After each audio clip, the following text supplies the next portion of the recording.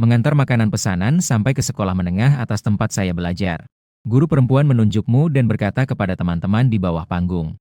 Pengantar makanan ini adalah teman sekelas guru perempuan di SMA. Dia juga merupakan tokoh penting di sekolah kita dulu. Itu karena dia tidak berhasil dalam ujian masuk universitas. Kita pun mengambil jalan yang sangat berbeda. Jadi saya tidak perlu lagi menekankan pentingnya ujian masuk perguruan tinggi. Setelah kalimat itu keluar, para siswa di bawah langsung heboh. Tatapanmu juga terlihat sangat berbeda. Ada penghinaan simbol merek dagang terdaftar. Ada yang bikin kaget, nih, sayang sekali. Kamu berdiri di depan pintu dengan segunung teh susu. Rasanya agak canggung.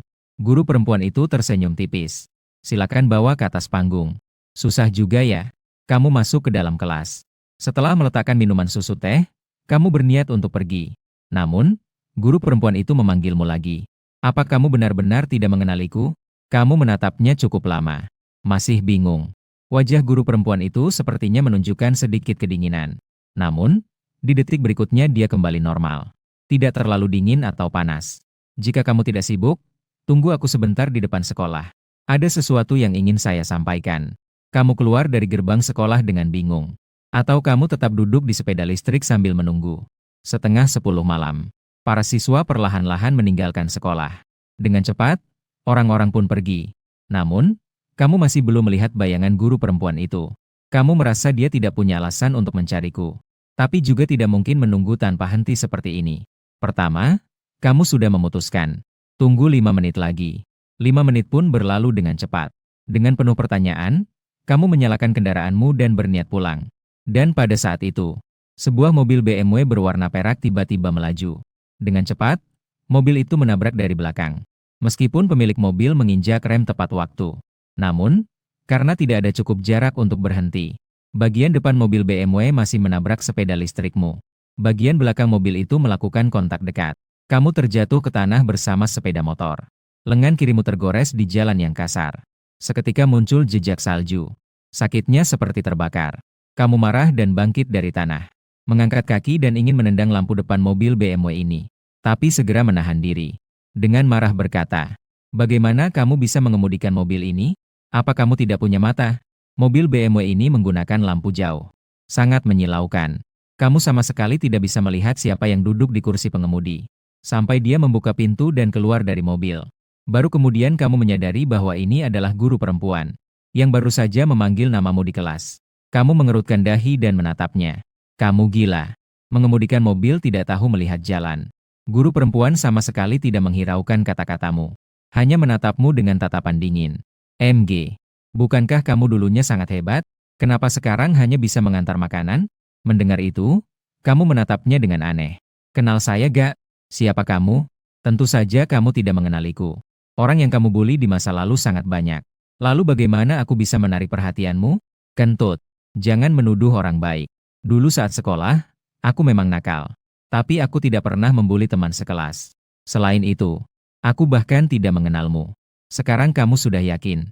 Guru perempuan ini bukanlah siswa sekelasmu. Mungkin pernah bertemu di sekolah. Tapi pasti bukan satu kelas denganmu. Jika tidak, pasti kamu akan ingat. Kamu menunjuk ke sepeda motor listrik yang terjatuh. Membicarakan masalah lama yang tidak penting tidak ada gunanya. Tidak perlu dibahas yang lain. Bagaimana dengan fakta bahwa kamu merusak mobilku? Guru perempuan itu menatapmu. Tiba-tiba dia mengeluarkan tumpukan uang dari tasnya. Sekitar 3 atau 4 ribu. Dia melemparkannya ke tanah. Itu cukup untuk membeli yang baru. Jika kamu tidak terima, silakan lapor polisi. Setelah itu, dia langsung duduk di kursi pengemudi mobil BMW. Dia menginjak gas dan melaju pergi. Dengan cepat menghilang di jalan yang sepi. Yakin gak kasih kamu kesempatan buat nahan dia. Sebagian dari barang yang dia lemparkan tertabrak mobil. Angin yang ditimbulkan menerpa ke tengah jalan. Kamu segera berlari untuk merebutnya. Sampai kamu berhasil merebut semua barang. Kamu menghela napas lega. Kembali ke tepi jalan dan mengangkat sepeda listrik yang terjatuh. Dengan canggung mendorongnya ke tepi jalan. Lenganmu sedang mengeluarkan cairan kuning. Mengambil selembar kertas untuk menutupnya. Duduk di atas sepeda listrik sambil merokok. Setelah menghabiskan sebatang rokok, kamu baru memeriksa kerusakan pada sepeda listrik. Rak barang di mobil sedikit bengkok. Ditambah kotak makanan pesanan yang hancur karena tabrakan. Bahkan tidak perlu diperbaiki. Uang 3 atau 4 ribu ini seolah-olah saya dapatkan secara cuma-cuma. Dengan pemikiran seperti itu, Rasa tertekan di hatimu tadi pun menghilang.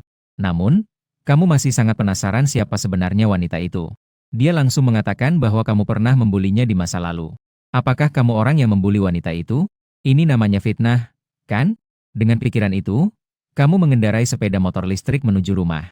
Sama sekali tidak menyadari bahwa di belakangmu ada yang mengikuti. Sebuah mobil sedan Volkswagen berwarna hitam. Di salah satu kawasan pemukiman tua di desa dalam kota. Kamu memarkir sepeda motor listrik di bawah gedung sewa. Sedang bersiap untuk naik ke atas dan tidur. Sebuah mobil sedan Volkswagen berwarna hitam menginjak rem mendadak di persimpangan. Suara rem sangat menyakitkan di malam yang tenang dan gelap. Lampu sensor suara di beberapa gedung terdekat menyala. Segera setelah itu, beberapa pemuda mengambil tongkat pemukul melompat keluar dari mobil. Kamu awalnya mengira ada yang akan berkelahi di sini. Bahkan berhenti untuk berniat menonton sebentar. Namun, setelah orang-orang ini keluar dari mobil, ternyata mereka berlari ke arah tempat kamu berdiri. Duit. Kenapa sepertinya mereka menargetkan aku? Begitu kamu melihat situasi ini, kamu merasa ada yang tidak beres. Mengumpat pelan-pelan. Berbalik dan berlari ke atas. Berlari tanpa henti sampai di depan rumah sewa. Dengan tergesa-gesa mengeluarkan kunci untuk membuka pintu. Namun belum sempat memasukkan kunci ke lubang kunci. Dari lorong terdengar suara langkah kaki yang ramai. Melihat tidak bisa menghindar lagi. Kamu segera mengambil alat pemadam kebakaran di samping. Berbalik dan menghadapi sekelompok orang ini. Kalian mau ngapain? Tidak mengenal kalian. Mengambil uang dari orang lain. Menghindari bencana untuk orang lain. Pemuda berambut pendek yang memimpin menatap dengan tajam. Berteriak dengan penuh semangat. Apakah kamu pikir perbuatan jahat yang kamu lakukan bisa begitu saja dilupakan? Hari ini kamu bertemu denganku.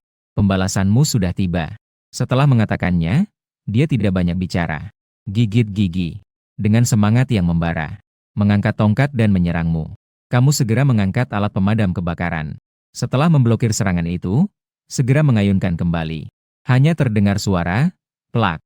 Pemadam kebakaran yang terbuat dari logam menghantam wajahnya dengan keras. Pukulan ini membuatnya melihat bintang-bintang. Darah dari hidungnya segera mengalir. Seluruh tubuhnya goyang-goyang. Beberapa pemuda di belakangnya segera menahannya.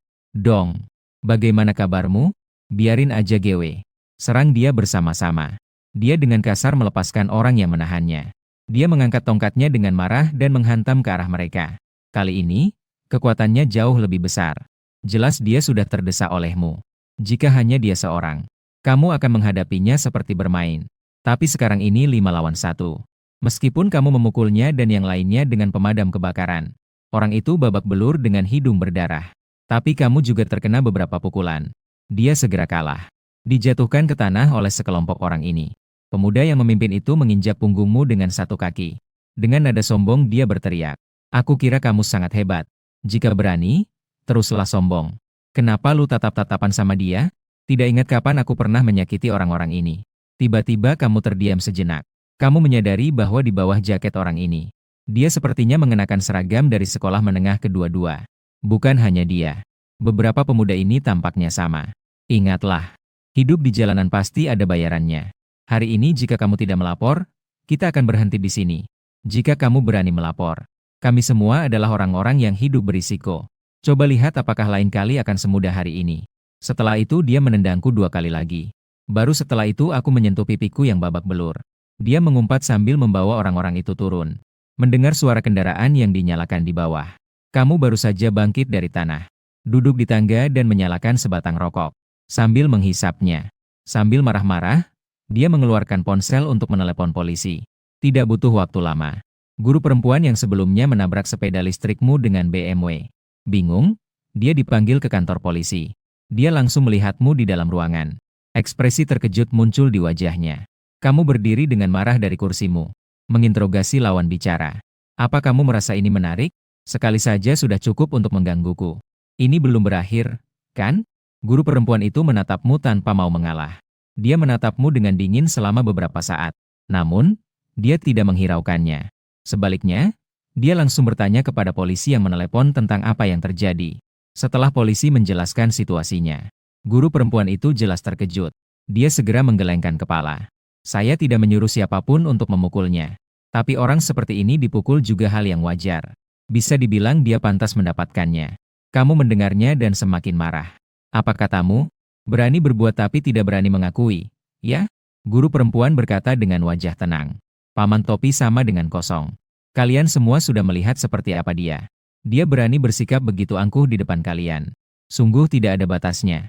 Paman Topi mengetuk meja. Kalian sudah saling mengenal sebelumnya. Kenalan. Tidak mengenal. Kamu dan guru perempuan menjawab bersamaan. Kamu mengernyitkan dahi dan menatapnya. Bolehkah kamu berbicara dengan jujur? Saya bahkan tidak tahu namamu. Apakah kamu yakin saya mengenalmu? Kamu tidak mengenal saya, tapi saya mengenalmu. Guru perempuan menatapmu dengan dingin. Lalu dia melihat ke arah Paman Topi di sampingnya. Kamrat Paman Topi. Orang ini dulunya satu sekolah dengan saya. Saat itu dia sangat tidak teratur. Dia pernah berkelahi di sekolah. Suatu kali dia hampir dikeluarkan karena berkelahi di luar sekolah. Semua hal ini sekarang bisa ditemukan dalam catatan. Saya sangat jijik padanya. Karena dia pernah membuli aku sebelumnya. Namun hari ini saya benar-benar tidak ada yang memukulnya. Saya bisa menjamin hal itu. Begitu kata-kata itu keluar. Kamu belum sempat membela diri. Seorang paman bertopi tua yang duduk di depan komputer tiba-tiba menoleh. Dia mengamati kamu sejenak, anak muda. Namamu MG, kan? Aku masih ingat padamu. Siswa angkatan tahun 2013 dari SMA 2. Sekarang kamu kerja apa? Kamu tidak bisa menahan senyum canggung. Sebenarnya, saat baru masuk, kamu sudah mengenali paman bertopi tua ini. Dulu kamu pernah ditangkap olehnya karena berkelahi. Hanya saja, kamu tidak menyangka setelah bertahun-tahun berlalu. Dia bahkan masih bisa mengingatmu. Kamu menggaruk kepala. Tidak bisa menemukan pekerjaan yang baik. Mengantar makanan pesanan. Katanya. Guru perempuan di samping dengan sinis berteriak. Namun, paman bertopi tua itu dengan serius berkata, bagus juga. Itu juga pekerjaan yang layak. Beberapa orang dari angkatanmu yang dulu nakal seperti kamu. Sekarang ada 2 yang sudah masuk penjara selama beberapa tahun. Selama tidak melanggar hukum. Apa salahnya mencari nafkah dengan tangan sendiri? Memang orang tua berbicara dengan bijak. Kesadaran ini memang berbeda. Tidak seperti beberapa orang. Berlagak jadi pengajar tapi berani berbuat sesuka hati. Kamu tersenyum lebar dan mengacungkan jempol kepada paman bertopi. Sambil menatap guru perempuan dengan tajam. Guru perempuan berpura-pura tidak melihat. Cuma bilang aja sih, saya memang tidak menyuruh orang untuk memukulnya. Masalah ini tidak ada hubungannya dengan saya. Silakan saja berkeras. Tunggu sampai paman bertopi dan teman-temannya menemukan bukti. Hari ini, masalah ini akan berbeda. Siapa takut siapa? Melihat dia, seolah-olah babi tidak takut air mendidih. Kamu kembali tertawa sinis. Saya sudah mengantar makanan tahun ini. Jangan katakan itu menyinggung orang 7. Bahkan ulasan buruk pun sangat sedikit. Karena saya orang yang cukup jujur dalam bekerja. Saya tidak percaya ada orang yang benar-benar ingin menghancurkan saya. Kecuali kamu. Lihat apa yang kamu katakan, sangat meyakinkan. Gak kayak yang jahat. Guru perempuan akhirnya mengernyitkan dahi. Apa dasar kamu mengatakan bahwa saya menyuruh orang untuk memukulmu? Apa dasarmu? Dasarnya adalah di bawah jaket orang-orang itu. Mereka semua mengenakan pakaian sekolah kalian. Saya tidak tahu sudah berapa tahun tidak berinteraksi dengan siswa. Apakah kamu berani mengatakan bahwa ini benar-benar tidak ada hubungannya denganmu? Mendengar kata-kata ini, wajah guru perempuan itu akhirnya berubah. Pada saat ini, paman bertopi yang terus memeriksa kamera pengawas juga menemukan sesuatu. Dia berbalik dan bertanya, kamu bilang orang-orang itu mengendarai mobil Volkswagen hitam? Coba lihat apakah ini mobilnya. Kamu mendekat dan melihat. Ya, ini sama persis dengan yang menyerang saya sebelumnya. Mobil yang dikendarai oleh anak-anak itu sama persis. Guru perempuan itu juga segera melangkah maju. Ketika dia melihat di layar komputer muncul mobil Volkswagen hitam itu, wajahnya menjadi sangat jelek. Dia segera mengeluarkan ponselnya dan menelepon. Namun, panggilannya terputus. Dia kemudian menelepon 2 kali lagi. Hasilnya tetap sama. Sampai dia menelepon yang keempat. Baru pihak lain akhirnya mengangkat. Meskipun tidak menggunakan speaker. Tapi karena jaraknya dekat. Suara di telepon itu juga bisa kamu dengar sedikit. Dari sana terdengar suara yang lemah. Kenapa menelepon di malam yang sudah larut ini? Tidak tidur? Kamu langsung mengenalinya. Ini pasti suara pemuda yang sebelumnya memukulmu. Kamu mengangkat bahu dengan nada mengejek kepada guru perempuan. Guru perempuan bertanya dengan wajah tenang. Kamu sekarang di mana? Tidak di rumah. Gimana cara downloadnya? Jangan bohong padaku. Sebenarnya ada atau tidak? Benar-benar hadir. Aku akan segera menelepon ibu. Kak, kamu sedang apa? Sudah larut malam. Ibu sudah tidur. Orang di sana menjadi panik. Lidong, jangan bercanda padaku.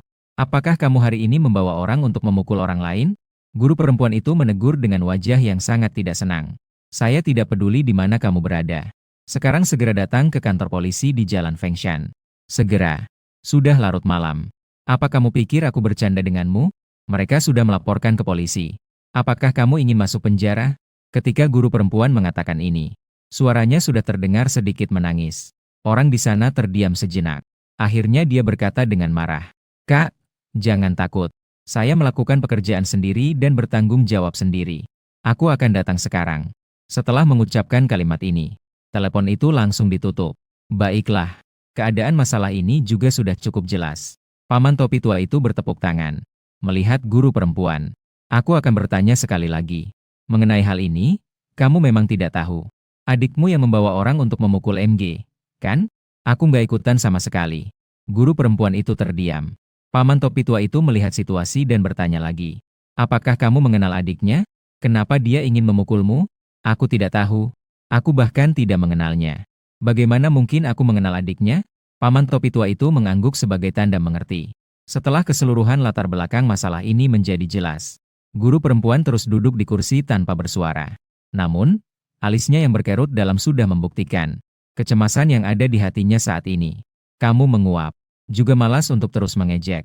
Lagi pula, tunggu saja sampai adiknya datang. Masalah ini, biarkan saja bagaimana cara menanganinya. Tak lama kemudian, seorang pemuda yang babak belur datang ke kantor polisi. Kakak, pemuda ini tentu saja adalah pemimpin dari kelompok yang menyerangmu sebelumnya. Begitu masuk, dia langsung mendekat dengan canggung di depan guru perempuan. Dengan tampang seperti anak baik. Tidak ada sedikit pun kesombongan seperti saat dia memimpin orang untuk memukulku sebelumnya. Guru perempuan melihat luka di wajahnya. Dia berbalik dan menatapmu dengan marah. Apa yang sedang terjadi? Siapa yang memukul siapa? Tanyakan saja pada adikmu. Kamu berkata dengan nada datar. Adikmu memang hebat. Masih muda sudah tahu cara mengumpulkan teman. Menggunakan senjata untuk melukai. Seandainya bukan karena aku yang keras dan tahan banting. Hari ini mungkin langsung biarkan adikmu membawa orang untuk memukulku. Mereka berjumlah 5 orang melawan 1 aku. Kamu lihat pemuda itu. Dia berkata dengan ejekan. Benar kan? Kakak preman yang berisiko tinggi. Pemuda itu menatapku dengan tajam. Biao King jelas tidak terima. Berapa banyak temanmu yang lain? Panggil semua ke kantor. Paman berjaga dengan sikap serius. Sekarang, penanggulangan kejahatan telah menjadi hal biasa. Mereka paling membenci kejadian serupa. Seandainya aku tidak melihat dia berperilaku cukup jujur. Diperkirakan saat ini sudah dipasangkan borgol. 1 orang bertindak, 1 orang bertanggung jawab. Masalah ini tidak ada hubungannya dengan kakakku. Itu tidak ada hubungannya dengan orang lain. Jika kalian ingin menangkapku, tangkap saja. Orang muda harus sabar. Dia langsung mengulurkan kedua tangannya. Hehe, baiklah. Komrad paman bertopi itu. Kalian lakukan saja apa yang harus dilakukan. Maaf merepotkan kalian. Kamu juga malas membuang waktu dengannya. MG tunggu sebentar. Guru perempuan tidak bisa duduk diam di sini. Dia cepat-cepat menarik adiknya ke depanmu.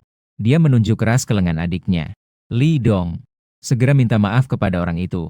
Saya tidak melakukan kesalahan. Kenapa saya harus minta maaf padanya? Apakah kamu tidak mendengarkan? Guru perempuan marah dan menendangnya lagi dengan keras. Segera minta maaf.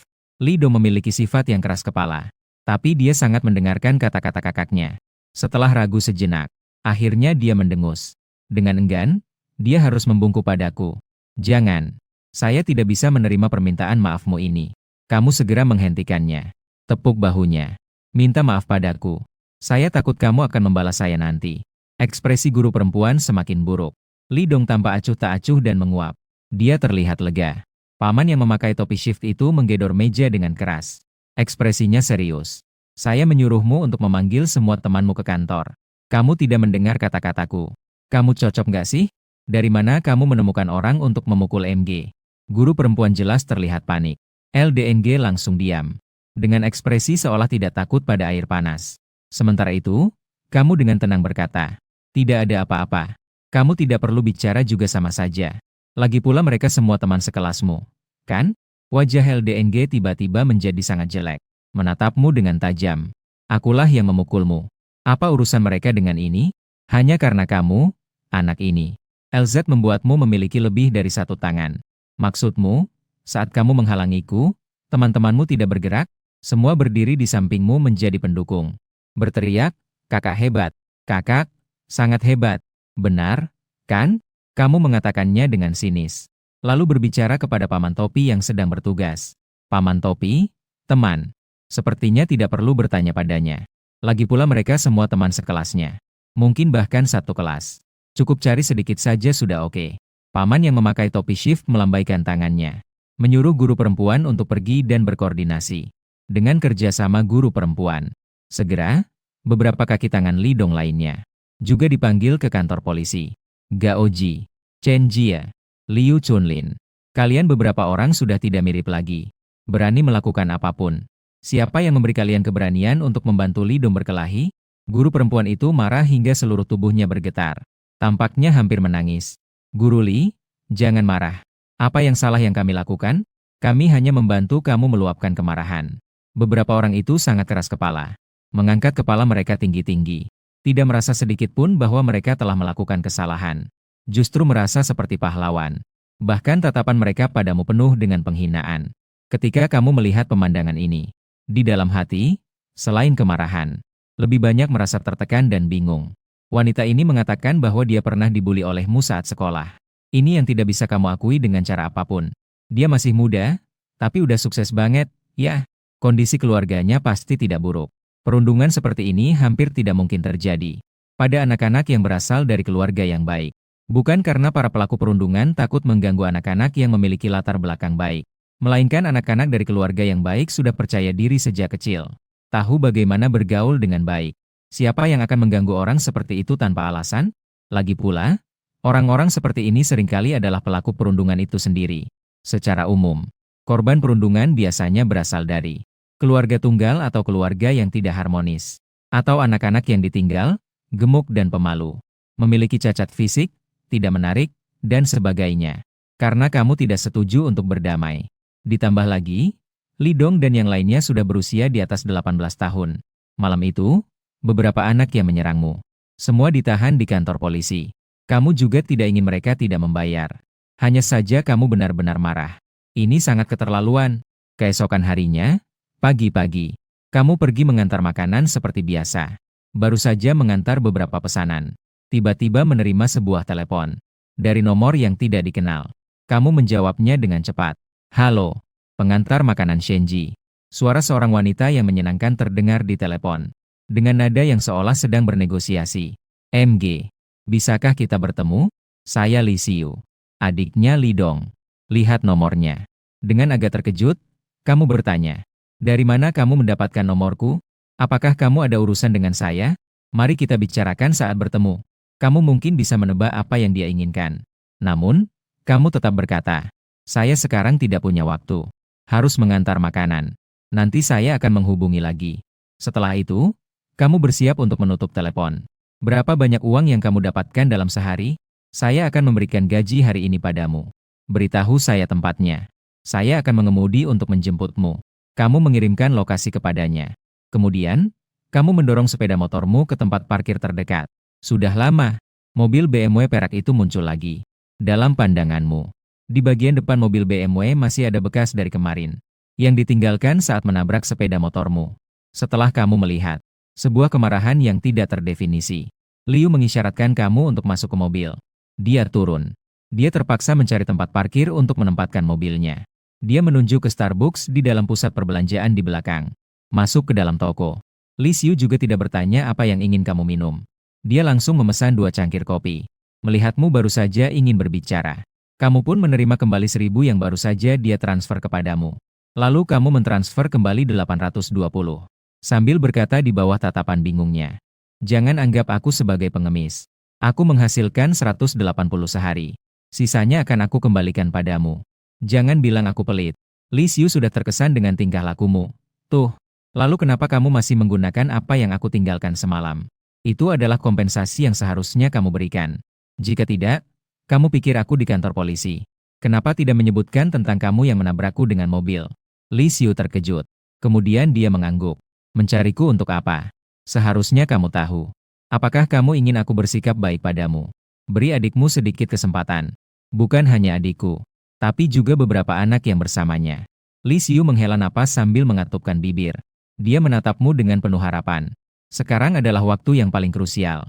Jika mereka muncul sekarang, kasus kayak gini sih udah pasti dipecat. Semua usaha bertahun-tahun ini. Maka semuanya akan sia-sia. Kamu menatapnya dengan penuh rasa ingin tahu. Bukankah itu bagus? Lagi pula, sekarang banyak mahasiswa yang lulus tapi tidak menemukan pekerjaan. Lebih baik biarkan mereka keluar lebih awal untuk bekerja di pabrik atau mengantar makanan pesanan. Li Xiu menatapmu dengan alis berkerut. Kamu sudah merasakan kerugian budaya. Mengapa harus ikut menderita juga? Apakah kamu tidak merasa ini sangat sempit? Mendengar kata-kata ini, kamu langsung dibuat marah hingga tertawa. Kemudian tiba-tiba wajahmu menjadi serius. Jika aku berpikiran sempit tentang kejadian kemarin saat kamu menabrakku, tidak akan mudah untuk dilupakan. Orang harus membayar harga untuk tindakan yang mereka ambil. Perilaku adikmu. Saya rasa tidak ada masalah jika dia masuk penjara beberapa hari. Melihat sikapmu yang keras, nada suara Li Xiu kembali merendah. Menyesap kopi. Jadi, bagaimana kamu bisa membebaskan mereka kali ini? Jika kamu ingin kompensasi yang lebih besar, itu juga bisa dinegosiasikan. Saya bisa mencari orang tua anak-anak itu untuk mencari solusi bersama. Ada cara untuk menangani masalah ini. Tidak harus seperti ini. Kamu menatap orang yang mengenakan kemeja putih bersih di dalam. Mengenakan jaket kecil yang stylish. Dengan anggun meminum kopi. Terlihat anggun dan cantik. Guru perempuan muda yang tidak terkena debu sedikit pun. Tersenyum dengan nakal. Ini juga bukan hal yang tidak mungkin. Tapi saya rasa masalah ini tidak ada hubungannya dengan yang sebelumnya. Jadi, apa yang kamu inginkan? Dia untuk sesaat tidak memahami maksud kata-katamu. Pandanganmu mengikuti kerah putihnya yang cerah. Melihat ke bawah sepanjang jalan. Li Xiu menundukkan kepala dan melihat dirinya sendiri. Dengan cepat dia memahami maksudmu. Yang tidak kamu duga adalah, kamu mengira dia akan marah besar, mengusirmu dan sejenisnya. Tapi dia hanya mengernyitkan dahi. Yang kamu inginkan adalah tubuhku. Reaksinya membuatmu tertegun sejenak. Untuk sesaat, kamu tidak tahu harus berkata apa selanjutnya. Setelah beberapa saat, kamu mencoba bertanya dengan hati-hati. Apakah itu bisa? Li Xiu menatapmu lama dan berkata, bisa. Malam ini jam 4. Nanti aku akan kirim nomor kamarmu. Hal ini berjalan lancar sehingga membuatmu sedikit terkejut. Sehingga dia sudah berdiri dan membawa tasnya keluar dari kafe. Kamu segera mengejarnya. Menghentikannya. Kamu ngapain sih? Jangan-jangan ini tipuan? Goreng. Apa yang bisa jadi tipuan? Apakah kamu pikir aku bisa menipumu untuk uang atau cinta? Lucu. Li Xiu berkata dengan tenang. Meskipun sikapnya saat ini tidak bisa dibilang dingin. Namun, itu membuatmu merasa ada rasa merendahkan dan angkuh. Melihatnya seperti ini, ada api tak terduga dalam hatimu. Semakin dia bersikap seperti ini, semakin tidak suka kamu. Awalnya kamu belum memutuskan apakah akan maju atau menyerangnya. Saat ini, kata-katanya membuatmu terkejut. Langsung memperingatkan. Karena kamu menuduhku telah mengganggumu saat sekolah. Maka kamu seharusnya lebih tahu siapa aku. Aku sarankan kamu tidak bermain-main denganku. Di mata Li Xiu terlihat kebencian dan kemarahan yang dalam. Namun, dia tidak marah. Hanya menatapmu. Jangan menganggap semua orang sama buruknya seperti dirimu. Aku hanya ingin menyelesaikan masalah ini dengan damai. Semoga aja. Kamu mengangkat bahu. Malam itu sekitar jam 8 atau 9. Kamu belum menerima pesan dari Li Xiu. Mengira wanita ini telah berubah pikiran. Ini membuatmu sedikit kecewa. Namun, kamu tidak terlalu memikirkannya. Tiba-tiba, telepon yang berbunyi. Membuatmu terkejut. Melihat layar ponsel. Alismu secara otomatis berkerut. Telepon ini dari ibu tiri kamu. Ibumu meninggal ketika kamu baru berusia lebih dari 1 tahun. Suara Li Xiu kembali merendah. Ibu tiri yang dicari ayahmu. Karena ibumu meninggal saat kamu masih sangat kecil. Jadi, untuk kata dan sebutan, Gan Mamak. Kamu hanya terfokus pada ibu tirimu. MG. Apakah kamu sudah tidur? Ada apa? Yang Xiaofen tertawa 2 kali di sana. Ada sedikit masalah. Aku langsung saja. Sekarang kamu memiliki uang di tanganmu. Aku ingin meminjam sedikit uang darimu. Sebelum pinjam, kamu berkata dengan terkejut. Bukankah kamu dan ayahku sudah menabung uang? Uang yang aku tabung bersama ayahmu tidak cukup. Untuk apa kamu butuh begitu banyak uang? Saat ini, kamu sudah berdiri dari sofa. Bukankah adikmu baru saja lulus dari universitas? Dia ingin membeli sebuah rumah di kota. Saya dan ayahmu ingin membantunya. Uang muka biarkan dia bayar sendiri. Tenang saja. Jurusan dia mudah untuk mendapatkan pekerjaan. Saya akan meminta dia untuk segera membayar kembali setelah dia mendapatkan uang. Mendengar itu, kamu langsung mengernyitkan dahi. Belum memberikan tanggapan. Yang Xiaofen kemudian berkata lagi. Rumah yang sekarang saya dan ayahmu miliki. Rumah ini pasti akan menjadi milikmu di kemudian hari. Saya tidak punya. Anda meminjamnya dari orang lain. Kamu tidak punya pilihan lain, katanya. Melihat kamu menolak dengan tegas, sikap Yang Xiao langsung berubah. Kenapa kamu, anak pengejar ini, begitu pelit? Saya hanya meminjam darimu. Bukan berarti saya tidak akan mengembalikannya. Kamu langsung memutuskan telepon. Ibu tiri ini tidak bisa dianggap sebagai ibu tiri yang sebenarnya. Lagi pula, dia tidak pernah memukulmu saat kamu kecil. Tapi hanya sampai di situ. Dalam ingatanmu. Dulu, ketika dia belum punya anak, dia tidak baik padamu. Suatu kali, ayahmu pergi dinas keluar kota. Hanya ada kalian berdua di rumah. Begitu waktu makan tiba, dia langsung pergi ke jalan untuk makan sendiri. Yagen tidak peduli apa yang kamu makan. Saat sekolah masih baik-baik saja. Bisa makan di sekolah. Tapi begitu hari Sabtu dan Minggu, kamu hanya bisa kelaparan. Kemudian, ketika dia sendiri sudah punya anak, dia tentu saja tidak perlu memeriksa kamu. Tidak lama setelah menutup telepon, telepon ayahmu datang lagi. Kamu masih berani meneleponku. Menurutmu, apakah yang Xiao Fen ada benarnya? Anak, apakah kamu sekarang punya uang? Ayahmu datang dengan sedikit rasa malu. Jika kamu punya, pinjamkan dulu kepada adikmu. Bagaimana? Uang ini, meskipun dia tidak mengembalikannya, aku pasti akan mengembalikannya padamu. Tenang aja, nggak bakal rugi kok. Dia ingin membeli rumah, biarkan dia membelinya sendiri. Kenapa harus menggunakan uangmu? Bukan untuk membeli. Hanya untuk memberikan uang muka. Penghasilan tambahan Yang Xiao Fen. Anaknya nanti tidak bisa membayar cicilan rumah. Dia tetap akan menyalahkanmu. Kamu sudah pensiun. Apakah kamu merasa pensiunmu cukup untuk menanggungnya? Bukankah aku juga tidak punya rumah atau mobil? Beberapa waktu lalu, kamu sudah membelikan dia mobil. Sekarang dia ingin membeli rumah lagi. Dia bahkan datang untuk meminjam uang dariku. Apa yang kamu pikirkan tentang itu? Aku sudah 28 tahun. Kata-kata itu membuat ayahmu terdiam. Dia menghela napas panjang. Ayah minta maaf padamu. Tidak ada yang adil dalam hal ini. Kita tidak akan membahas hal ini lagi. Letakkan ponselmu. Hatimu terasa tertekan. Dari segi perasaan. Apakah kamu merasa dari kecil hingga sekarang, ayahmu memperlakukanmu dan adikmu sama? Bedanya, ibu adikmu masih ada. Dia bisa terus-menerus membisikkan kata-kata manis, mempengaruhi keinginannya. Dan ibumu sudah meninggal. Setelah beberapa saat, kamu menerima transfer uang sebesar 10.000. Itu dari ayahmu yang mentransferkannya padaku. Anakku, ayah hanya memiliki kemampuan ini. Mobil adikmu itu adalah yang dibeli oleh bibimu. Jika kamu tidak punya mobil, pasti merasa tidak nyaman. Kembali saja dan ambil mobilku untuk dipakai. Lagi pula aku sudah pensiun dan tidak bekerja lagi. Biasanya tidak terlalu sering menggunakan mobil. Uang ini adalah uang pribadi saya. Kamu diam-diam menerimanya. Jangan biarkan bibimu tahu. Melihat kata-kata ini, hidungmu tiba-tiba terasa sedikit perih. Mengembalikan uang itu. Setelah berjuang dengan pikiran, bertanya lagi. Berapa kekurangan uang muka? Ayahmu tidak menjawab. Kamu menelepon lagi. Berapa kekurangan uang muka? Tidak banyak. Masuk, yuk. Dia bilang dia akan mengembalikan uangmu dalam 2 tahun. Dengan tidak sabar berkata, pinjamkan dulu kepada adikmu. Akan saya kembalikan dalam setahun. Suara wanita ini membuatmu kesal. Langsung memutuskan telepon. Kamu mulai bekerja saat berusia 18 tahun. Sampai sekarang semua tabungan hanya 80.000. Ini juga harus ditambahkan dengan beberapa ribu yang harus dibayar karena Lisiu menabrak semalam. Beberapa ribu yang harus dibayar untuk mobilmu. Kamu mengumpulkan uang dan mentransfernya ke kartu ayahmu. Kamu tidak memiliki perasaan apapun terhadap Yang Xiao Fen dan putranya. Tapi kamu memahami karakter ayahmu. Juga memahami karakter Yang Xiao Fen. Kamu tahu bahwa jika masalah ini tidak diselesaikan dengan baik, ayahmu tidak akan pernah memiliki ketenangan di rumah. Sin King Fen bertanya sambil berbaring di sofa. Kamu sudah tidak memiliki keinginan untuk menonton TV. Setelah beberapa saat, ponsel di sampingmu tiba-tiba bergetar. Kamu melirik sekejap. Itu adalah pesan dari Lisiu. Toko Yaguojiu. Melihat isi pesan tersebut, kamu masih tidak bergerak. Setelah beberapa saat, telepon dari Lisiu masuk. Kamu tidak ingin menjawab, tapi dia menelepon beberapa kali. Ponsel bergetar membuatmu merasa gelisah. Kamu mengangkat telepon. Suaramu tidak ramah. Kamu sakit ya? Lisiu terkejut sejenak. Lalu dia berkata dengan nada sedikit mengejek. Sangat aneh. Kamu sendiri yang mengusulkan untuk menyelesaikan masalah dengan cara ini. What's wrong? Sekarang menyesal lagi? Atau kamu yewe?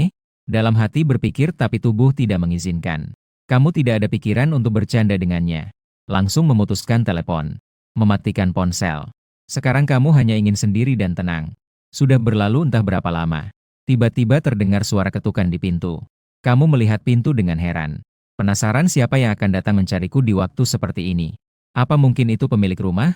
Tapi hari untuk mengumpulkan sewa belum tiba. Sedang ingin bertanya siapa. Suara yang sangat menawan dari seorang wanita sudah terdengar di luar pintu. Bukolik, ini aku, Zheng Sui. Buka pintu. Napasmu terhenti sejenak. Suara yang datang dari luar pintu terasa agak asing. Suara ini terdengar sangat familiar di telinga. Ada orang? Zheng Sui bertanya lagi. Kamu mengusap wajahmu.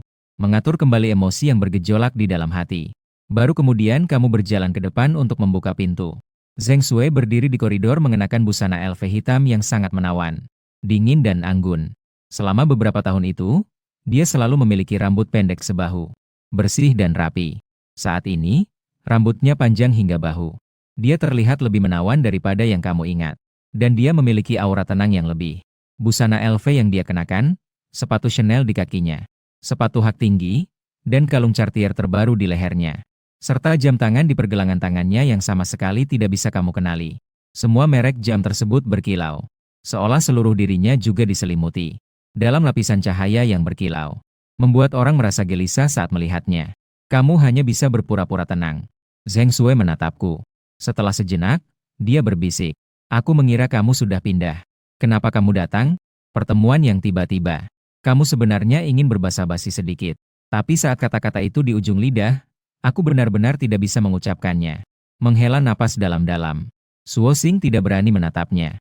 Apakah kamu mencari saya karena ada urusan? Jika tidak ada urusan, apakah kamu tidak berniat mengundang saya masuk untuk duduk? Silakan masuk. Kamu menyamping untuk memberi jalan.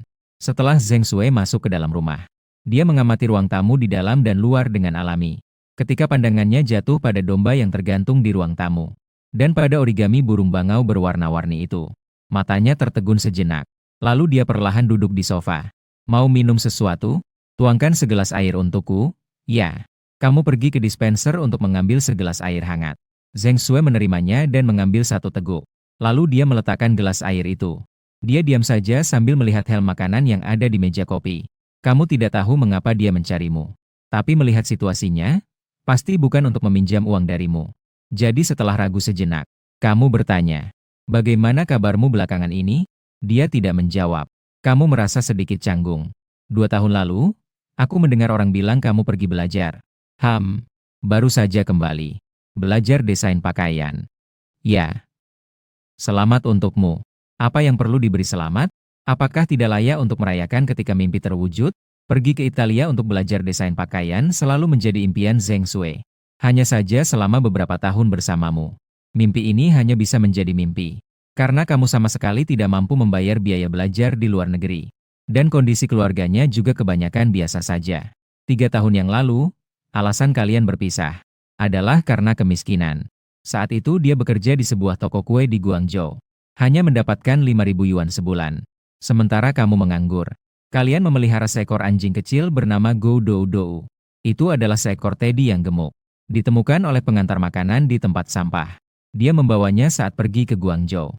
Namun tidak lama setelah itu, suatu hari setelah pulang kerja, dia menemukan Gou Dou Dou hilang. Mencari ke sana kemari. Juga pergi ke kantor polisi untuk melihat rekaman CCTV. Tapi tidak bisa menemukan apapun. Dia meneleponmu dengan suara menangis. Dia berharap kamu naik kereta untuk mencarinya bersamanya. Tapi saat itu kamu tidak memiliki uang sepeser pun. Dia mengirimkan 500 yuan agar kamu bisa membeli tiket. Kamu merasa sangat sulit duduk di kursi keras selama lebih dari 20 jam. Jadi kamu membeli tempat tidur keras. Sebenarnya harganya hanya lebih mahal kurang dari 100 yuan. Namun entah kenapa, tindakan ini langsung membuatnya marah. Dia berdebat besar denganmu di telepon.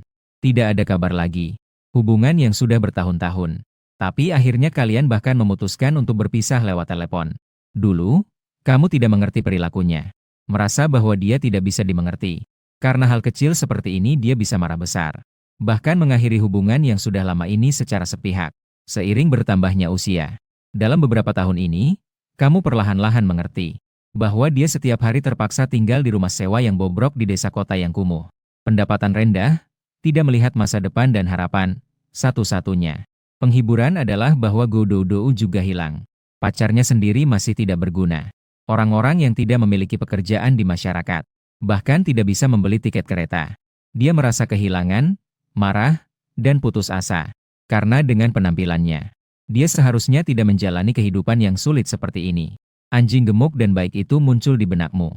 Tidak bisa menahan diri untuk bertanya. Apakah Gou Dou Dou ditemukan kemudian? Zheng Sui tertegun sejenak. Tidak, tidak ada. Pagi itu adalah terakhir kali saya melihatnya. Semoga dia sekarang masih hidup dengan baik. Semoga dia diadopsi oleh seseorang yang baik. Menjalani kehidupan anak orang kaya. Zheng Sui terdiam sejenak. Tiba-tiba menarik napas dalam-dalam. Menatapmu dengan serius. Tahun itu saya mengakhiri hubungan melalui telepon. Kenapa kamu tidak datang ke Guangzhou mencariku? Kamu tertegun sebentar. Berkata setengah bercanda. Saya tidak punya masa depan. Saat itu saya tidak bisa membeli tiket kereta ke Guangzhou. Kamu tahu kan? Ini bukan alasan. Zheng Sui dengan dingin menatap keluar jendela. Dia merapikan sehelai rambut yang terurai di dahinya. Sebenarnya, jika dipikir-pikir, dulu kita juga tidak memiliki konflik yang spesifik. Tidak tahu bagaimana kita sampai pada titik ini. Saya juga tidak tahu mengapa. Mungkin kekecewaan terakumulasi setiap hari. Kamu menyalakan sebatang rokok. Melihat Zheng Sui sedang berpikir untuk mematikan rokok itu. Dia justru berkata, jika kamu ingin merokok, silakan. Kamu banyak berubah. Kamu agak emosional. Dulu kamu tidak akan membiarkan saya merokok di depanmu. Meskipun saya tidak suka ada orang merokok di samping saya. Tetapi saat keluar, hal seperti ini tidak bisa dihindari. Kemudian saya hanya bisa menerima kenyataan. Bukankah di luar negeri dilarang merokok di tempat umum? Tergantung pada negara dan daerah. Kamu mengangguk. Sekali lagi bertanya padanya. Lalu, apa? Kamu datang mencariku benar-benar tidak ada urusan lain? Sebenarnya, saya hanya ingin bertemu denganmu. Kata-katanya membuatmu terdiam. 3 tahun ini kamu hidup dengan buruk. Bukan karena tidak ada, tapi karena kamu sering merasa kesepian. Ini seharusnya menjadi keadaan umum bagi kebanyakan pria berusia 25 tahun. Di atas adalah keadaan umum pria lajang. Pada usia ini, jika kamu sendiri, kondisimu tidak terlalu baik, kamu akan menemukan bahwa hubunganmu dengan dunia semakin lemah. Baik itu wanita maupun teman. Interaksimu akan semakin sedikit. Ketika gelombang muda berlalu, usia semakin bertambah. Jangan bicara tentang berpacaran. Semua orang bahkan tidak akan mencari teman dari orang miskin. Kamu tetap tidak pindah dari rumah sewa ini. Selain sewa yang murah. Alasan yang lebih penting adalah, dia akan berada di sini bersamamu. Hidup bersama untuk waktu yang lama. Banyak barang di rumah ini, termasuk lukisan minyak yang ditempel di kamar tidur, dan origami burung bangau yang digantung di tengah ruang tamu. Semuanya adalah yang dia lukis dan lipat sendiri sebelum pergi ke Guangzhou. Tinggal di sini seperti tinggal di dalam ruang dan waktu yang telah berlalu. Itu akan memberi kamu rasa aman yang tidak sehat. Tok! Tok! Tok! Suara ketukan pintu dari luar mengembalikanmu dari lamunan. Kamu dan Zheng Sui sekaligus melihat ke arah pintu. Kamu sangat terkejut. Tinggal di sini 1 atau 2 minggu. Kenapa malam ini ada orang yang terus-menerus mengetuk pintu? Zheng Sui memberi isyarat agar kamu membuka pintu terlebih dahulu. Meskipun kamu sangat ingin mendengarnya menyelesaikan kalimatnya. Tapi orang itu terus mengetuk. Kamu hanya bisa pergi membuka pintu terlebih dahulu. Li Xiu berdiri di depan pintu. Dengan kedua tangan terlipat. Dia tersenyum sinis padamu. Kamu benar-benar pengecut. Apakah kamu khawatir aku akan menjebakmu di Jiudian? Sekarang aku langsung datang tidur di rumahmu. Sekarang kamu udah senang, kan? Kehadiran Li Xiu membuatmu terkejut. Kamu tidak sempat bertanya bagaimana dia menemukan rumahmu. Dia sudah langsung masuk ke dalam. Pada saat dia masuk ke dalam pintu, dia juga secara alami melihat Zheng Sui yang duduk di sofa. Li Xiu mengamati Zheng Sui dengan terkejut. Melihatmu sejenak tanpa berkata apa-apa. Ekspresi Zheng Sui berubah-ubah. Kemudian tersenyum dengan nada mengejek diri sendiri. Dia berkata, maaf. Saya tidak tahu kamu masih ada janji dengan orang lain. Bukan. Saya tidak mengajaknya. Kamu membuka mulut ingin menjelaskan. Tapi Zheng Sui bergerak sangat cepat. Langsung berjalan menuju pintu keluar. Ketika dia berjalan di sampingku, kamu secara naluriah ingin menariknya. Kamu merasa tindakan ini tidak tepat. Zheng Sui menoleh dan melihatmu sejenak. Tidak berkata apa-apa. Tapi tatapannya sangat dingin. Kamu hanya bisa melihatnya.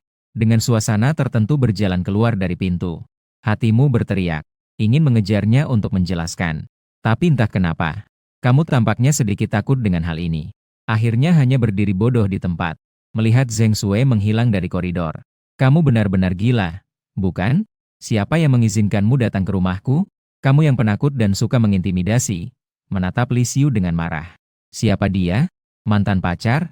Li Xiu tidak peduli dengan kemarahanmu. Sebaliknya, dia sangat tertarik dengan keberadaan Zheng Sui. Bahkan sangat mendesak untuk mengejarnya keluar. Berdiri di ambang pintu koridor, dia berjinjit untuk melihat ke bawah. Ingin melihatnya lagi dengan jelas. Dalam sekejap, dia menarik kembali pandangannya. Dia menatapmu dan tersenyum dengan makna yang dalam. Marah, ya? Jika kamu merasa aku telah menimbulkan kesalahpahaman padamu, kita bisa membuat kesepakatan. Aku akan bertanggung jawab untuk membantumu menjelaskan semuanya padanya. Dan kemudian kamu membebaskan beberapa muridku. Seperti apa? Jangan sekali-kali berpikir tentang itu. Tidak ada jalan lain. Lagi pula, kesalahpahaman sudah terjadi sekarang. Jika tidak, pasti ada masalah. Li Xiu mengangkat bahu dengan acuh tak acuh. Lo harus tahan. Bukankah kamu menuduh aku pernah mengganggumu? Maka seharusnya kamu sangat mengenalku. Apa kamu bahkan tidak mengenalnya? Kenapa saya harus mengenalnya? Dia juga siswa di sekolah kami yang kedua. Li Xiu tiba-tiba mengernyitkan dahi saat mengatakan ini. Wanita yang baru saja itu adalah Zheng Sui. Kamu melihat dengan heran pada guru wanita ini yang telah menuduhmu berkali-kali. Memfitnah guru wanitamu. Sekali lagi ingin mencari keberadaannya dalam ingatan. Namun, meskipun berpikir keras, tidak ada sedikit pun ingatan. Tapi jika dia bisa menyebutkan nama Zheng Sui, itu berarti dia benar-benar memahami masa lalumu. Ini tidak bisa dibuat-buat. Li Xiu kembali ke penampilannya yang sebelumnya. Dia menutup pintu. Dia dengan santai melepas jaketnya. Dilemparkan ke sofa. Lalu mulai membuka kancing kemeja berkerah tinggi yang dikenakannya. Kulitnya yang putih dan halus perlahan-lahan terlepas dari perlindungan pakaian. Tulang selangka yang panjang dan indahnya sedikit demi sedikit terlihat. Diiringi dengan aroma memikat seperti anggrek. Bahu putihnya yang wangi juga terlihat jelas di udara. Kamu menyalakan rokok lagi. Tidak melihatnya. Meskipun kamu sangat kosong dan kesepian. Tapi jika kamu tidur dengannya hari ini, kamu hanyalah seorang yang tidak berguna. Ini sama dengan dibawa olehnya. Li Xiu menatapmu sejenak. Gerakan perlahan-lahan berhenti. Bahunya bergetar. Dia mengenakan kembali ke mejanya. Duduk di seberang. Kita tidak perlu membuang waktu lagi. Masalah ini harus diselesaikan. Siang tadi saya sudah berbicara dengan beberapa orang tua siswa. Mereka bisa mengumpulkan total 100.000. Pertimbangkanlah. Tidur dengan saya sekali ini jauh lebih menguntungkan. Jangan berpura-pura tidak mengerti. Pikirkan berapa lama kamu harus mengantarkan makanan untuk mengumpulkan 100.000. Dan kamu tidak terluka parah. Bahkan tidak bisa dianggap sebagai luka luar. Melihat kamu masih tidak mau berbicara. Li Xiu menghela napas. Masa lalu itu hal yang baik. Sejak kecil saya sudah tahu dengan siapa saya tidak bisa berurusan. Gak bisa damai sama masa lalu. Apakah pada usia ini kamu masih tidak mengerti prinsip dangkal ini? Ketika kamu benar-benar menghadapi hal yang perlu, kamu akan mengerti. Kamu bisa memikirkan lagi. Aku menunggu teleponmu. Setelah mengucapkan kalimat ini, dia tidak berhenti lagi. Dia langsung bangkit dan pergi. Tentu saja, kamu juga tidak berniat untuk menghentikannya. Berbaring di sofa dengan ekspresi kaku. Mendengar suara pintu tertutup. Dalam hati, semuanya terasa kacau. Kamu tidak menyangka. Dalam hidupmu, Zheng Sui ternyata masih akan datang ke tempat sewa ini mencarimu. Selama 3 tahun ini, kamu telah membayangkan berbagai skenario pertemuan. Termasuk tetapi tidak terbatas pada membayangkan diri sendiri mengemudikan mobil seharga puluhan juta. Rolls-Royce dan melihat mobilnya di jalan. Dengan sengaja menabraknya dari belakang. Ketika dia turun dari mobil, dia terkejut oleh kesuksesanmu. Terkejut dan ternganga seperti itu. Namun kenyataannya tampaknya justru sebaliknya. Selama 3 tahun ini, meskipun kamu terus bekerja keras, mengantarkan makanan tidak menghasilkan banyak uang. Kamu tidak tahu bagaimana kabar Zheng Sui. Lihatlah barang-barang mewahnya yang mencolok itu. Dan juga sikapnya yang tenang dan percaya diri.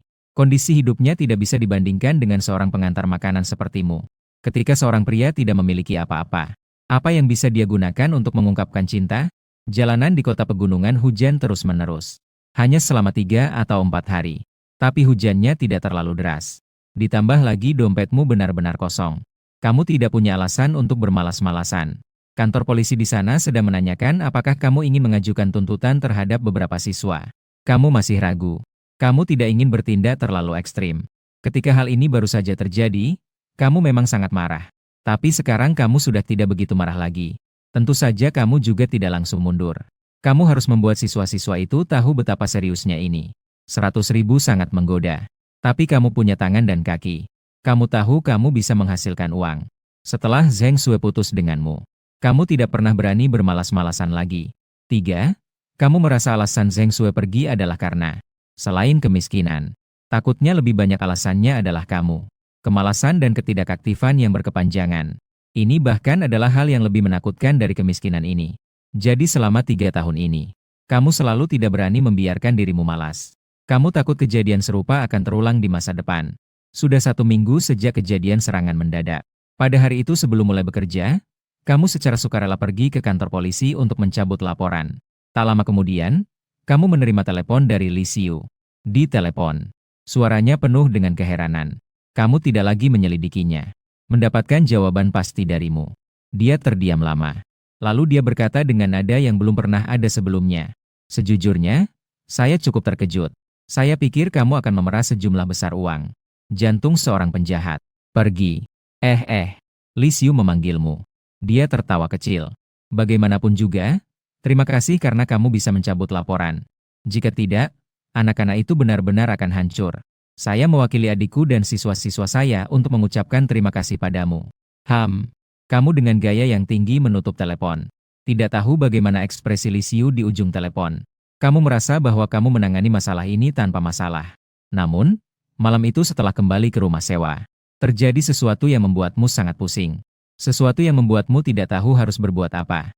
Hal ini juga membuatmu benar-benar menyadari pentingnya uang di masyarakat ini. Sebelumnya kamu hanya tahu, namun tidak pernah merasakannya secara langsung. Versi yang diceritakan MU yang padamu adalah, ayah mabuk setelah minum dengan teman-temannya. Saat pulang, tiba-tiba mengalami pendarahan otak. Sekarang sedang dalam perawatan darurat di rumah sakit. Dia dan ibunya sedang menemani. Sementara Yang Fan memberitahumu bahwa ayahmu mabuk setelah minum dengan teman-temannya. Saat pulang, dia bertengkar beberapa kali dengan penghuni baru di pintu. Mereka saling dorong-dorongan sedikit. Waktu itu gak ada apa-apa. Akibatnya, setelah lebih dari 1 jam, tiba-tiba mengalami pendarahan otak. Sekarang sedang dalam perawatan darurat di rumah sakit. Dia dan MU yang sedang menemani. Kamu tidak tahu mengapa kedua orang itu mengatakan hal yang berbeda. Tapi terlepas dari versi manapun, setidaknya ada satu hal yang bisa dipastikan. Ayahmu mengalami kecelakaan. Kamu yang merasa kedinginan menelepon ayahmu. Namun yang mengangkat telepon tetap adalah Yang Xiao Fan. Dia berteriak padamu di telepon. Bukankah sudah dikatakan padamu? Cepat datang ke ruang gawat darurat rumah sakit daerah. Ayahmu belum tahu apakah dia akan selamat atau tidak. Memegang ponsel, kamu bergetar selama beberapa detik. Kamu perlahan-lahan menenangkan diri. Kamu berlari cepat keluar dari rumah. Di pinggir jalan di luar kompleks tua, kamu memanggil taksi online. Saat menunggu mobil, angin mulai bertiup kencang di jalan. Kamu menengadah melihat langit yang gelap. Sepertinya akan hujan lagi. Kurang dari 1 jam kemudian, kamu dengan tergesa-gesa tiba di luar ruang gawat darurat rumah sakit. Yang Xiao Fan dan MU yang adalah. Mereka duduk di kursi besi di koridor. Ekspresi Yang Xiao Fan terlihat sangat buruk. Suaranya rendah seolah mengeluh tentang sesuatu. MU yang sedang bermain dengan ponselnya di samping. Dia juga tidak banyak berbicara dengan ibunya.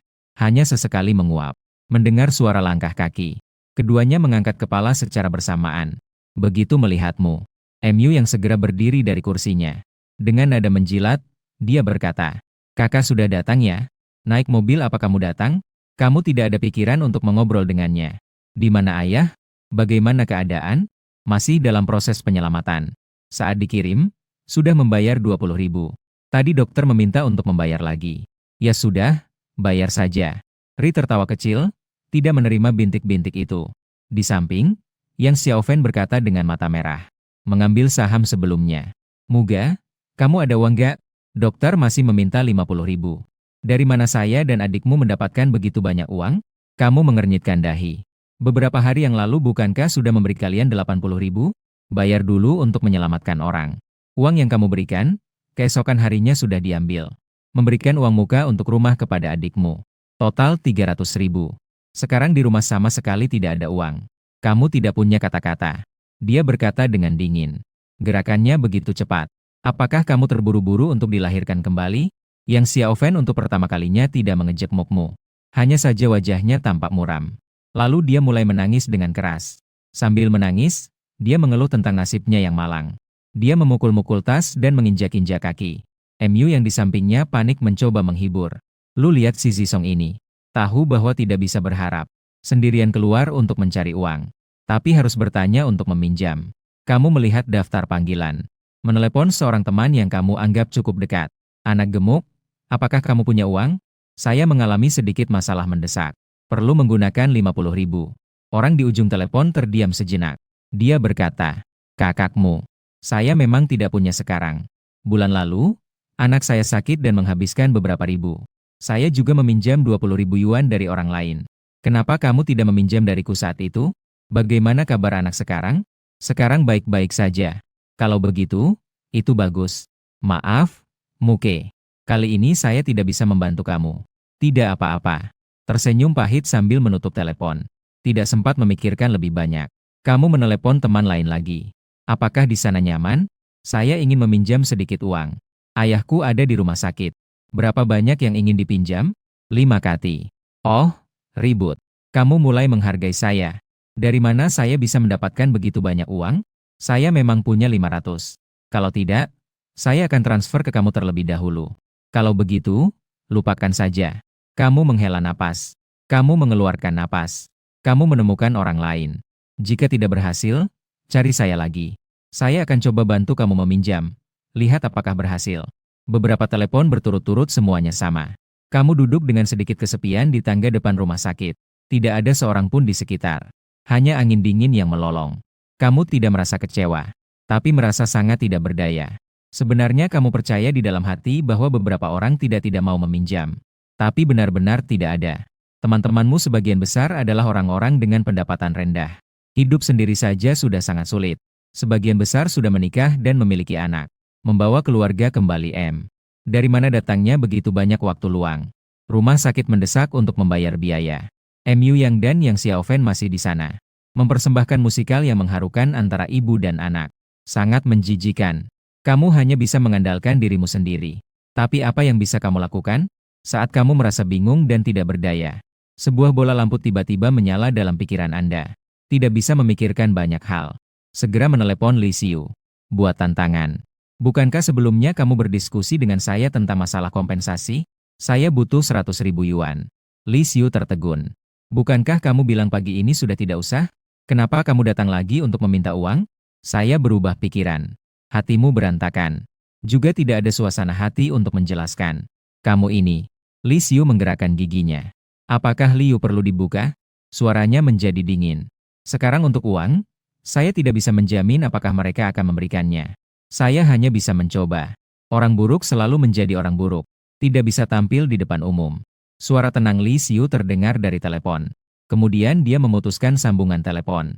Kamu duduk di lantai. Menghisap rokok satu persatu. Tidak lama kemudian, lantai dipenuhi dengan puntung rokok. Telepon Li Xiu akhirnya berbunyi lagi. Tapi tidak memberikan kabar baik untukmu. Dia berkata dengan dingin. Seperti dugaanku.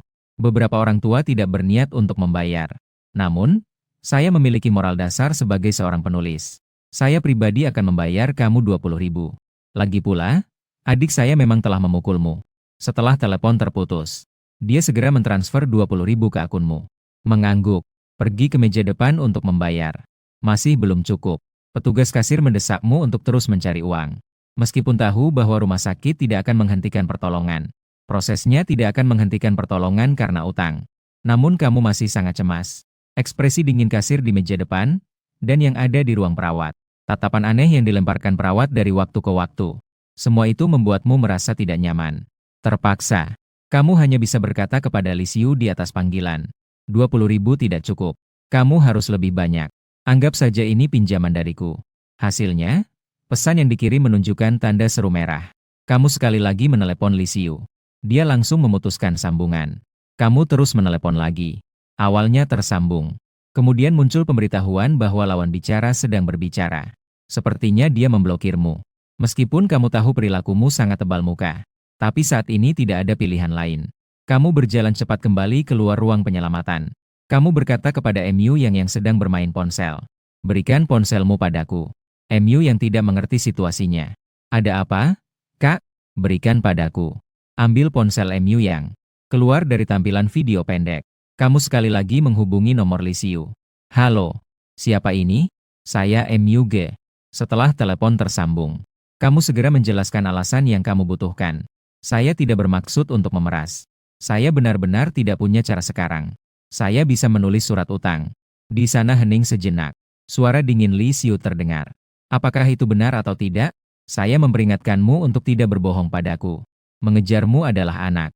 Itu adalah anakmu. Saya tetap tidak percaya. Kecuali saya melihatnya dengan mata kepala sendiri. Kamu di rumah sakit mana? Rumah sakit umum pertama distrik Jiangjin. Apakah kamu akan datang secara langsung? Takut kebohonganmu akan terbongkar. Bukan. Kamu menunduk melihat ponsel. Udah mau jam 1. Apakah kamu yakin ingin datang? Ini tidak perlu kamu ingatkan. Baiklah. Kamu juga tidak tahu harus berkata apa. Tapi sekarang kamu tidak punya cara lain. Hanya bisa berharap padanya. Setelah mengakhiri panggilan, Yang Xiaofen dan MU yang menatapmu dengan penuh harap di samping. Yang Xiaofen bertanya dengan cemas. Apakah sudah meminjam terlalu banyak? Kamu berkata tanpa semangat. Bibi, kamu sudah menikah dengan ayahku selama bertahun-tahun. Keadaannya sekarang. Jika tidak, pinjamlah dari teman-temanmu. Saya tidak punya teman sama sekali. Hanya biasa bermain kartu bersama. Yang Xiaofen menggelengkan kepala seperti gendang. Kamu melihat MU Yang. MU Yang, bagaimana denganmu? Kakak, saya benar-benar tidak punya. MU Yang berkata dengan wajah tak bersalah. Jika saya punya, saya sudah mengeluarkannya. Itu adalah ayahmu. Itu juga ayahku. Kamu mengangguk dan menghela napas. Meskipun Li Xiu sepertinya ingin datang. Tapi kamu juga tidak menaruh semua harapan padanya. Kamu melihat tulisan ruang gawat darurat yang masih menyala. Baru kemudian kamu bertanya. Ayah sebenarnya bagaimana bisa mengalami kecelakaan? Kenapa kalian berdua mengatakan hal yang berbeda? Yang Xiaofen dan MU yang saling bertukar pandang. MU yang menundukkan kepala dan tidak berani berbicara. Yang mulai berbicara. Keluarga di seberang sebelumnya menyewakan rumah. Sekarang beberapa orang muda yang baru pindah datang setiap hari minum di dalam rumah. Suara malam sangat keras. Saya pergi kemarin untuk meminta mereka berbicara lebih pelan. Hasilnya, saya malah dimarahi oleh mereka. Ayahmu ingin mencari orang untuk berdebat. Saya menyuruhnya untuk tidak mencari masalah. Hasilnya, siapa yang tahu dia minum di luar malam itu. Setelah kembali, dia langsung pergi mencari orang di seberang. Orang itu mendorongnya beberapa kali. Tidak lama setelah kembali, sekarang sudah seperti ini. Kamu mengernyitkan dahi. Keluarga itu tahu bahwa ayahmu mengalami masalah, bukan? Harus. Ketika nomor 120, mereka membuka pintu untuk melihat. Melihat ayahmu mengalami masalah, mereka langsung menutup pintu. Melihat keadaan ini, sepertinya mereka berdua tidak melapor ke polisi. Kamu mengeluarkan ponsel untuk bersiap melapor ke polisi. Siapa yang tahu, Yang Xiaofen malah menghalangimu. Dia berkata dengan cemas. Mereka juga memiliki. Mereka memukul ayahmu. Hanya mendorong beberapa kali. Dan ayahmu juga mendorong mereka. Kan bukan kejadian yang waktu itu. Setelah kembali lebih dari setengah jam, ayah sudah terjatuh. Melapor polisi mungkin tak ada gunanya. Tetap saja harus lapor polisi dulu. Bagaimana kalau keluarganya balas dendam nanti setelah aku lapor polisi? Kurasa mereka bukan orang baik-baik. Baru kau mengerti apa yang dikhawatirkan Yang Xiaofen. Tanpa sadar wajahnya muram.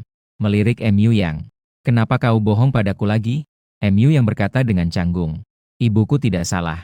Sekilas, keluarga itu terlihat bukan orang baik-baik. Aku tidak berani mencari orang di seberang. Berpikir untuk membahasnya setelah kau kembali. Kau sangat ingin mengatakan dua kata, sampah. Tapi akhirnya tetap menahan diri. Pertama-tama, menelepon Paman Topi untuk memberitahu situasinya. Bersiap menunggu ayahmu menjauh dari bahaya sebelum menangani. Kau melihat ke ruang gawat darurat. Dalam hati berdoa. Semoga berhasil diselamatkan. Pasti. Sekitar setengah jam kemudian, ponselmu berbunyi. Melihat nomor di layar. Kau menjawab telepon sambil berjalan ke pintu rumah sakit. Melihat mobilmu. Aku ada di sini, di gerbang. Li Xiu melakukan gerakan indah. Masukkan mobil ke tempat parkir. Matikan mesin mobil. Dia mengenakan piyama panjang berwarna merah muda. Sandal. Sepertinya dia langsung datang setelah bangun dari tempat tidur. Semoga kau tidak berbohong padaku. Li Xiu melintas di sampingmu dan berkata dengan dingin. Dia segera melangkah menuju ruang gawat darurat. Kau juga tidak memberikan penjelasan. Hanya mengikuti di belakang. Kamu cantik sekali. Saya ingin bertanya. Dia bertanya kepada petugas di meja gawat darurat. Gak bakal biarin kamu pergi. Gak terasa. Dalam beberapa saat, dia berbalik dan melihatmu. Tatapannya tidak lagi sedingin sebelumnya. Tapi juga tidak ada ekspresi baik. Kuat sedikit. Sekarang masih kurang 30.000. tapi sulit untuk mengatakan apakah itu cukup ke depannya. Jadi, apa rencanamu? Tidak tahu. Jika tidak bisa, pinjam saja sedikit uang pribadi. Kau meliriknya, mengatakan yang sebenarnya. Meskipun sudah datang ke dunia ini, tapi kau tahu bahwa mereka sama sekali tidak memiliki kewajiban dan alasan untuk membantuku. Jika bukan karena penyakit mendadak yang membuatku bingung, kau juga tidak akan menemukan dia di atas. Dia bahkan bisa datang khusus untuk ini di malam hari. Ini sudah sangat tidak masuk akal. Rentenir. Dia bertanya dengan penuh minat. Kau mengangguk. Berani untuk baik. Meminjam dan tidak bisa membayar kembali nanti. Lalu setiap hari dipukuli. Akhirnya dipotong tangan dan kaki. Li Xiu tersenyum tipis. Kau tidak tahu apa yang dia maksud dengan kata-kata itu. Jika biasanya, kau pasti akan langsung membalas. Tapi sekarang dia adalah penyelamatmu. Kau diam dan tidak bersuara. Terserah apa yang dia katakan. Melihatmu tidak membalas. Li Xiu melihat ke arah yang tidak jauh. Yang Xiao Fen dan Mu Yang menatap ke sini dengan wajah sedikit marah. Itu adalah anggota keluarga. Bisa dibilang begitu. Bisa dibilang.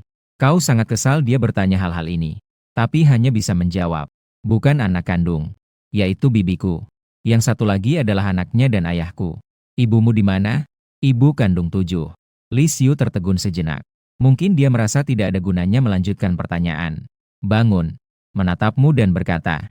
Jika aku meminjamkan uang padamu, berapa lama kau bisa mengembalikannya padaku? Aku bisa menghasilkan 6.000 dalam sebulan dengan mengantar makanan. Setelah dikurangi sewa dan pengeluaran sehari-hari, aku setiap bulan hampir bisa mengembalikan 4.000 padamu. Setiap bulan, aku bisa mengembalikan 500 padamu. Aku bisa mengantar lebih banyak pesanan setiap hari ke depannya. Mari kita buat surat utang. Li Xiu berkata dengan tenang. Melihat dia bersedia meminjamkan uang, kau merasa sedikit lega di dalam hati. Segera mencari staf UGD untuk meminjam kertas dan pena. Menulis surat utang sebesar 10.000 di depannya. Pembayaran cicilan. Kedua belah pihak menandatangani nama mereka. Li Xiu menyimpan surat utang. Memberikan uang itu padamu. Dia mengangguk ke arah yang Xiao Fen dan Mu yang mengangguk sedikit. Lalu dengan wajah dingin memberitahumu. Ingat, setiap bulan harus mengembalikan uang. Jika tidak, aku akan mencari penagih utang. Kau sedikit terkejut. Kemudian tersenyum pahit. Tenang saja. Saya sudah pulang. Semoga ayahmu segera keluar dari masa berbahaya. Li Xiu mengucapkan kalimat itu dengan datar. Lalu dia berjalan menuju pintu. Kau mengantarnya beberapa langkah keluar. Terima kasih. Hati-hati saat mengemudi. Jika tidak, cari hotel di dekat sini untuk menginap semalam. Sekarang sudah larut. Banyak bicara. Li Xiu menoleh dan melirikmu. Lalu dia cepat-cepat masuk ke mobil BMW-nya. Nyalakan mobilnya. Dengan cepat menghilang dalam kegelapan malam. Kau mengusap hidungmu. Berjalan cepat kembali ke meja depan untuk membayar. Saat akan membayar, Yang Xiao Fen dan Mu yang datang. Suara Yang Ya. Yang Xiao Fen bertanya dengan suara pelan.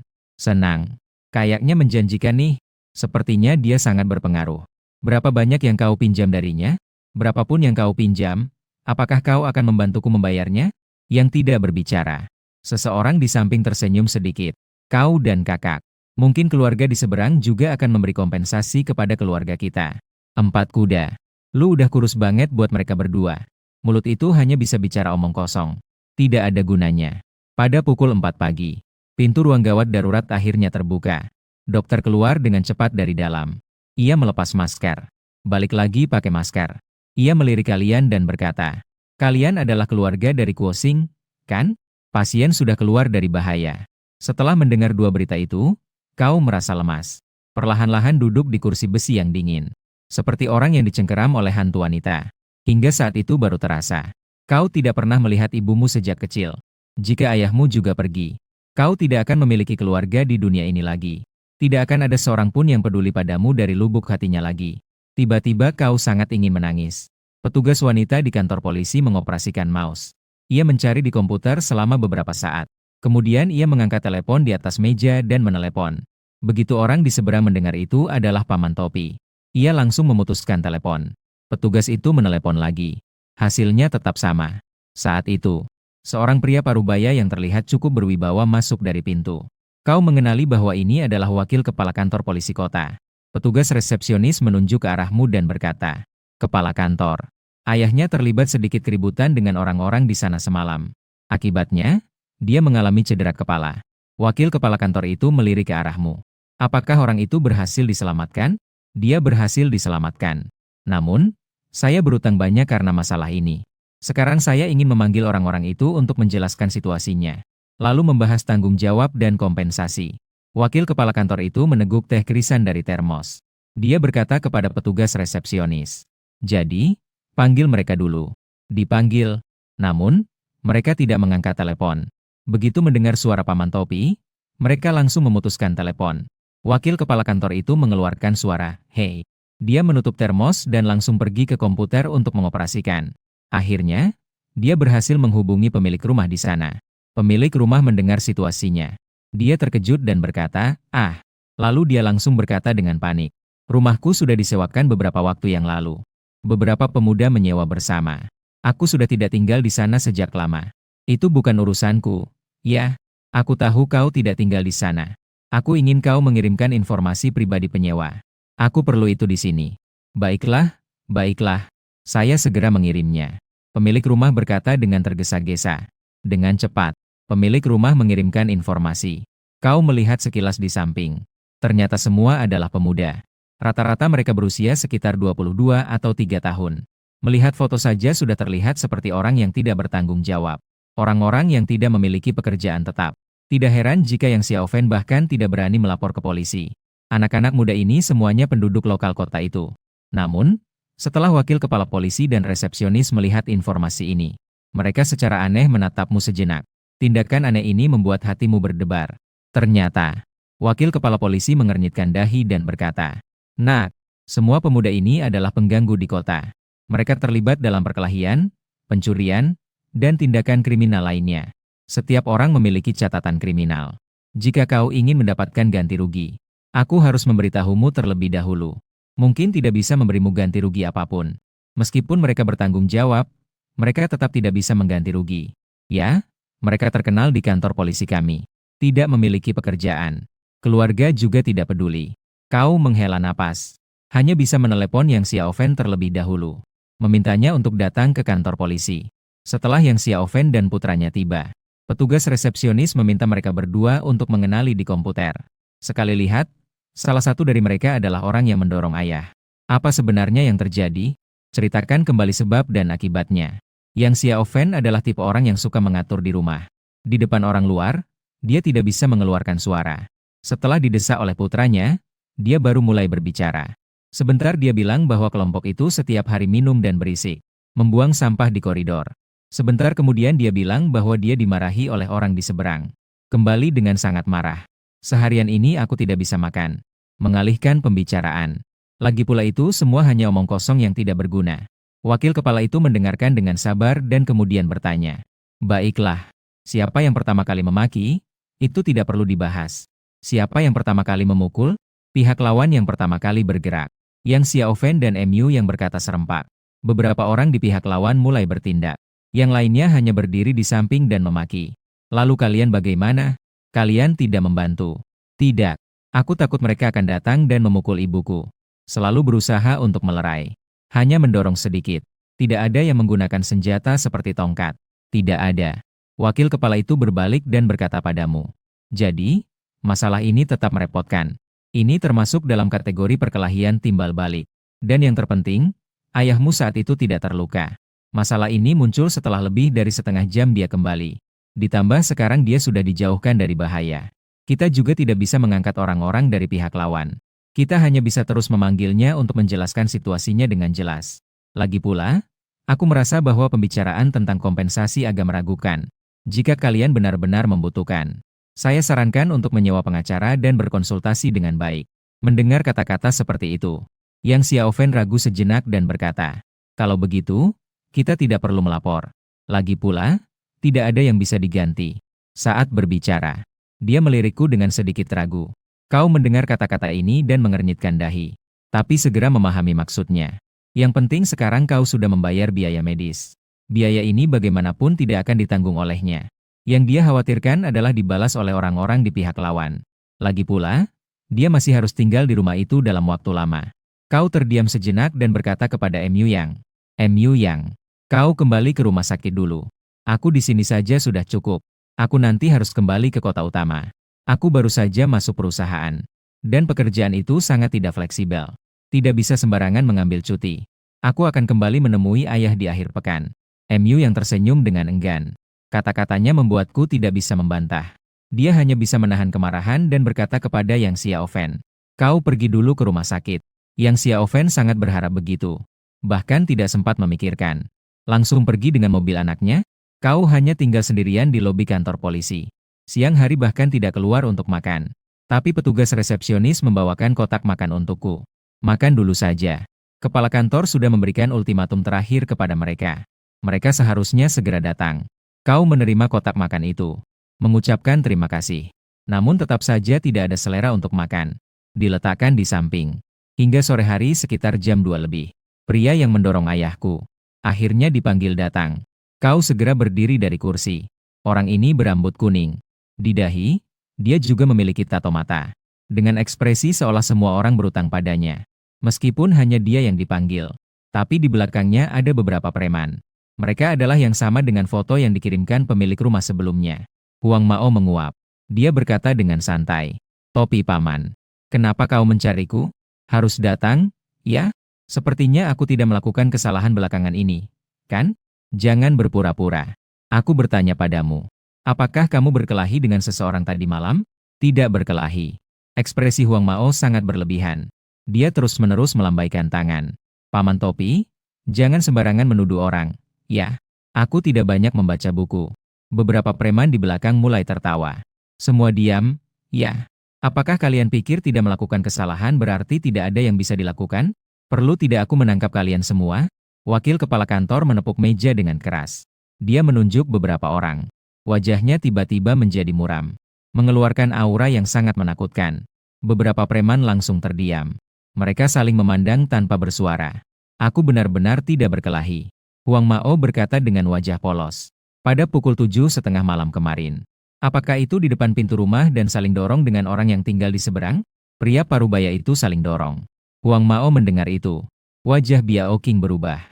Dia segera berkata, "Dia yang pertama kali menyerang, jadi aku hanya mendorongnya. Lagi pula, dia tidak mengalami apa-apa saat itu. Lepaskan. Jika kau tidak mendorongnya, dia bisa berbuat seenaknya. Katakan dengan hati nuranimu siapa yang pertama kali menyerang. Siapa yang tiga keluarganya." Huang Mao terkejut sejenak. Biao Qing juga mulai bersikap angkuh. Dia mengerutkan alis dan terus-menerus mengamatimu dari atas ke bawah. "Siapa kau sebenarnya? Itu bukan urusanmu. Ini adalah anak dari pihak yang terlibat. Dia punya banyak anak." Huang Mao memutar matanya dan mengalihkan pandangan. "Tiga babi tidak takut air mendidih. Lagi pula, aku bukan yang pertama kali menyerang. Jika kau berani, tunjukkan rekaman CCTV-nya." Terjadi tarik-menarik. Huang Mao tetap tidak mengakui bahwa dia yang pertama kali menyerang.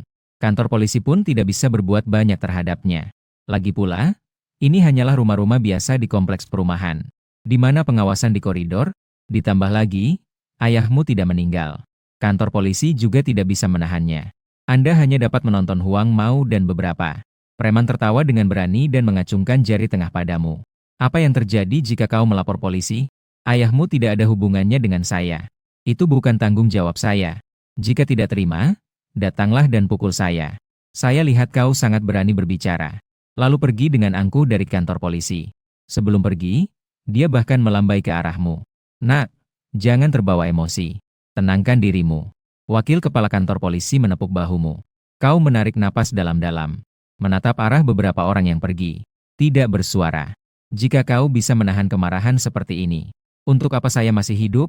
Ayahmu masih terbaring di ICU. Selama 24 jam, ada petugas medis di sampingnya. Jadi, beberapa hari ini tidak perlu ada yang menjaga. Kau meminta Yang Xiaofen kembali ke rumah sakit hanya karena khawatir ada situasi baru yang muncul lagi. Keluar dari kantor polisi.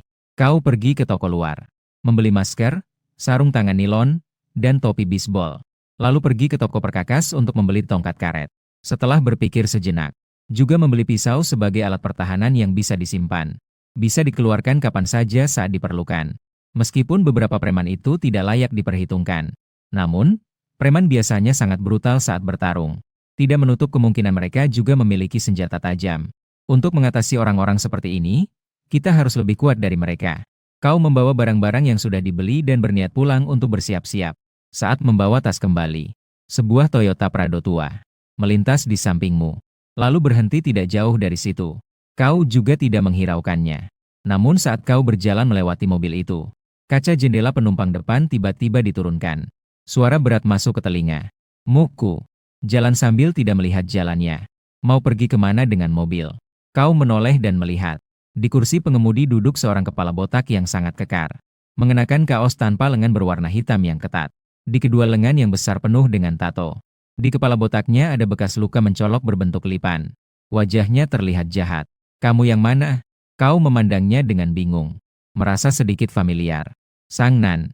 Tidak bisa mengenalinya. Kau terkejut sejenak. Mengamatinya sejenak. Memang tidak bisa mengenalinya. Kau sekarang sudah sangat gemuk. Sudah bertahun-tahun. Pasti ada perubahan. Yang Nan tersenyum dan memberikanmu sebatang rokok. Kau menerima rokok dan menyalakannya. Dengan sopan bertanya, mau pergi kemana dengan mobil? Pergi ke sisi tikungan kecil. Kau juga. Pulang ke rumah untuk tidur. Tongkat itu sudah diambil. Jangan-jangan mau pulang untuk tidur.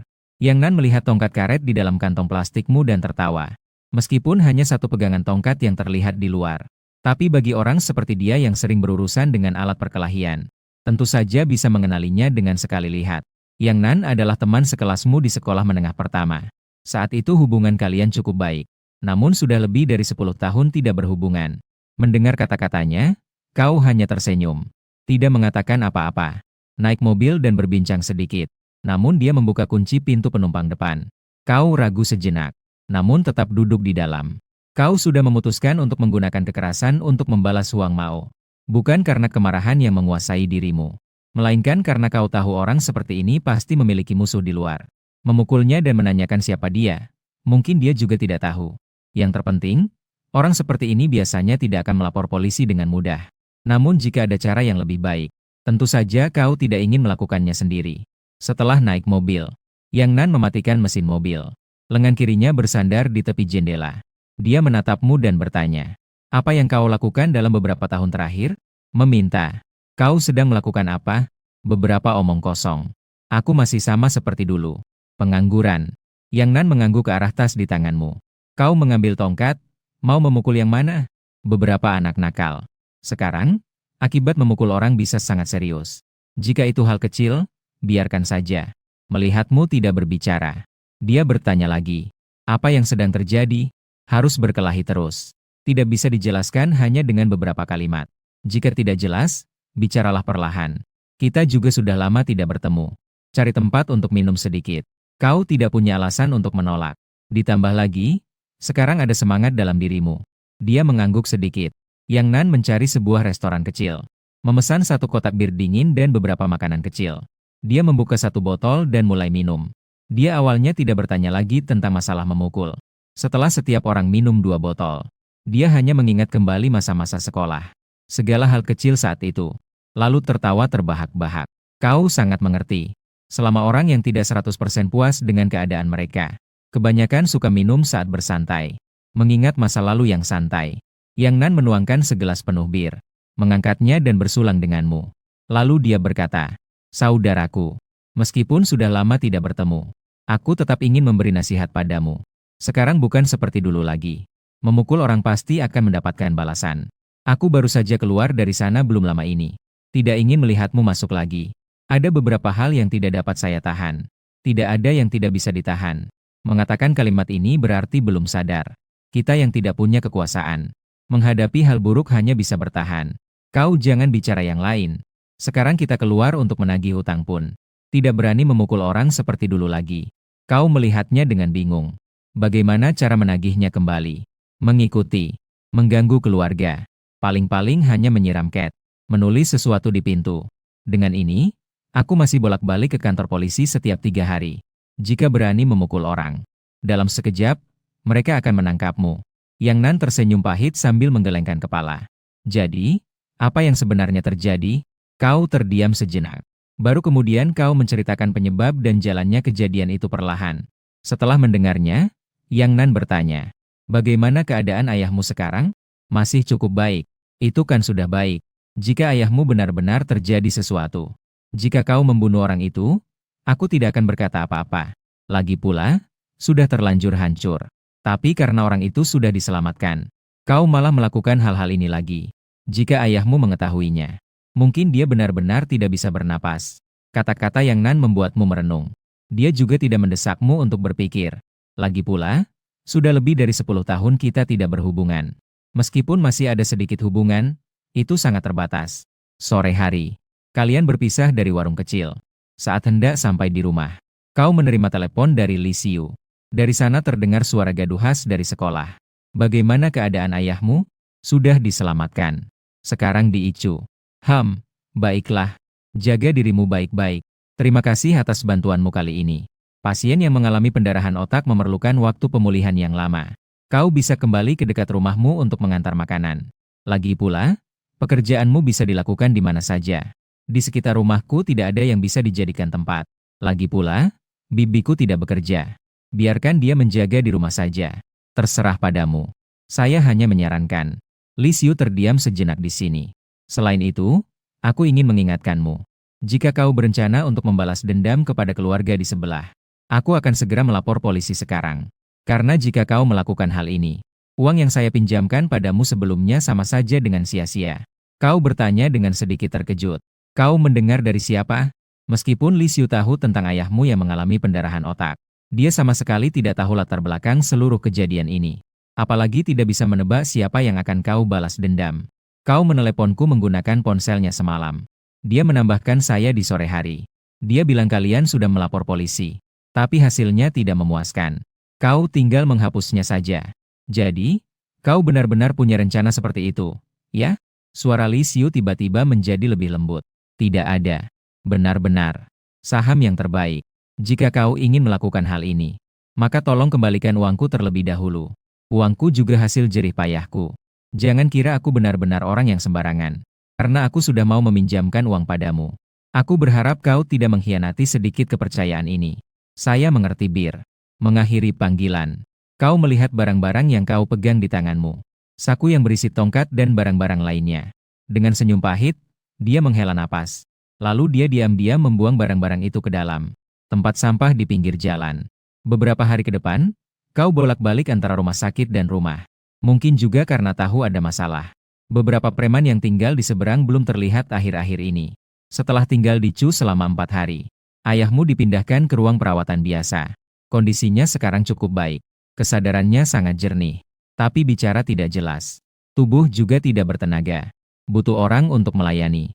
Akhir pekan, MU yang kembali menemuinya.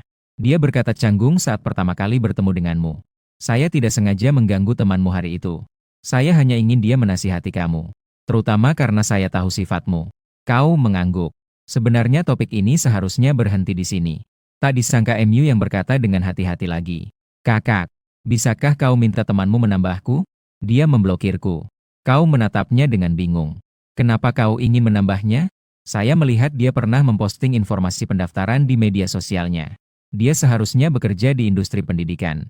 Saya cukup tertarik dengan industri ini. Ingin mempelajari lebih lanjut. Yang Xiaofen di samping awalnya tidak bersuara.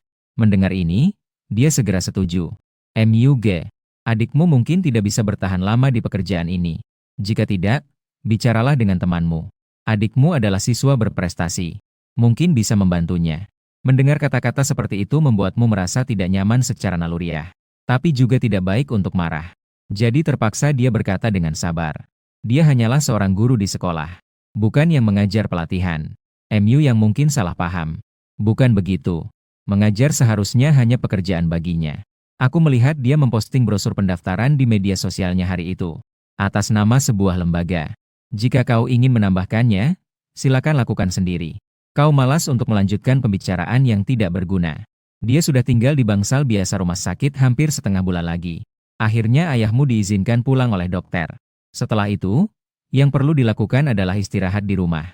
Kemudian mulai melakukan beberapa latihan rehabilitasi.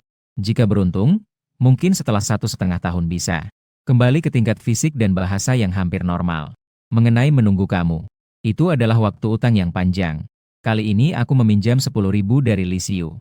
Setelah keluar, aku mengembalikan lebih dari 48.000. Kau menambahkan Li Xiu lagi. Masih kurang 53.000 darimu. Tak lama kemudian, dia membalas pesan. Awalan adalah sebuah emotikon menghapus keringat. Bukan 3. Masuk SD. Guru matematika tidak bisa melihat ini. Masalahnya, aku berhutang 100.000 padamu. Sudahlah. 7. 20.000 dianggap sebagai ganti rugi untukmu. Apakah Lido memukulmu? Tidak bisa langsung memukul. Bukankah kau bilang aku pernah mengganggumu? Aku mengakui kata-kataku sebelumnya tidak akurat. Tapi aku juga tidak menuduhmu tanpa alasan. Jika bukan karena kamu, aku juga tidak akan bisa diganggu saat itu. Kau sekali ini katakan dengan jelas. Jika tidak, aku merasa aku yang disalahkan. Setelah beberapa saat, dia berkata, bukankah saat itu sedang tren mengakui kakak? Siapa tahu, mungkin adikmu yang baik memukulmu. Namamu berkibar dengan angkuh di luar sana. Hanya saja, kau tidak tahu.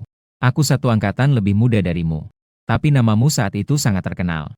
Saat ini, kau baru benar-benar merasa mungkin ada kebenarannya. Tanpa sadar, dia mengernyitkan dahi. Lalu siapa yang mengganggumu? Sekitar setengah jam kemudian, dia baru saja berkata di atas. Sekarang, apa gunanya mengatakan semua ini? Sudah bertahun-tahun. Baiklah, jika hal ini membawa dampak buruk bagimu, saya minta maaf. Li Xiu tidak membalas lagi.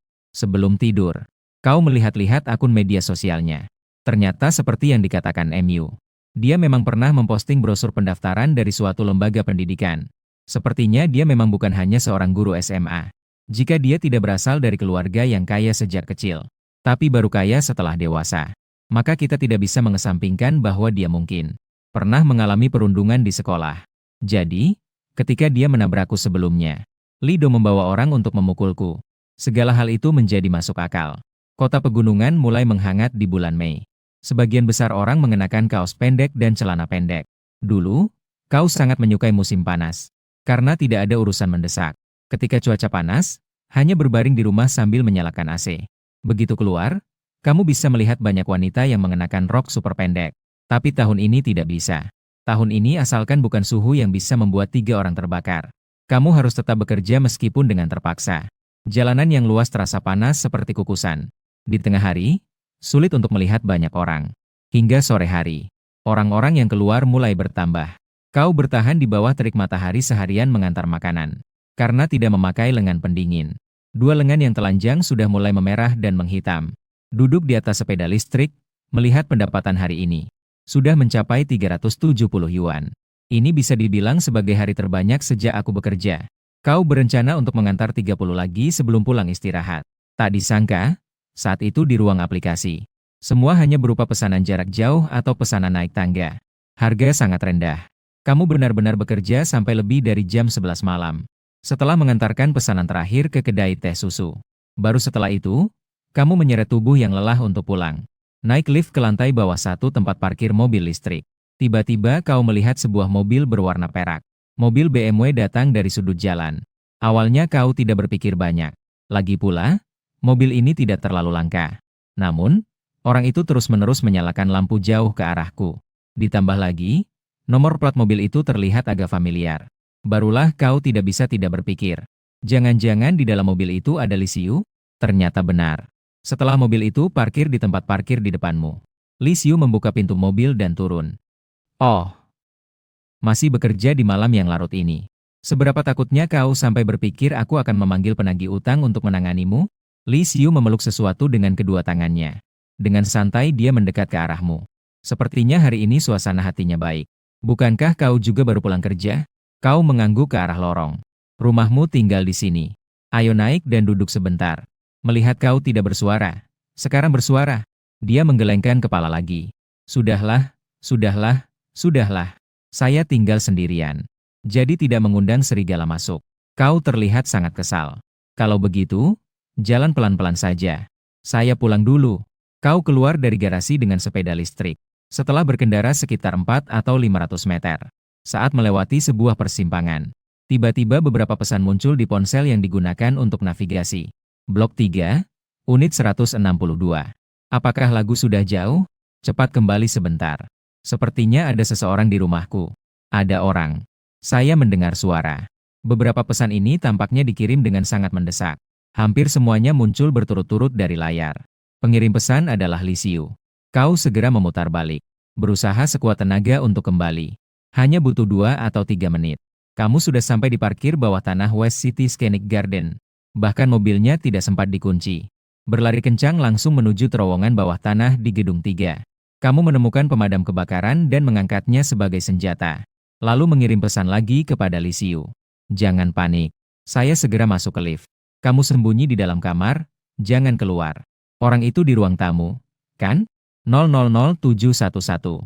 Saya tidak tahu apakah dia masih di tamu. Tadi ada suara di luar. Beberapa detik yang lalu. Melihat pesan yang dia kirim. Kamu tebak, dia pasti sangat ketakutan. Untungnya, lift datang dengan cepat.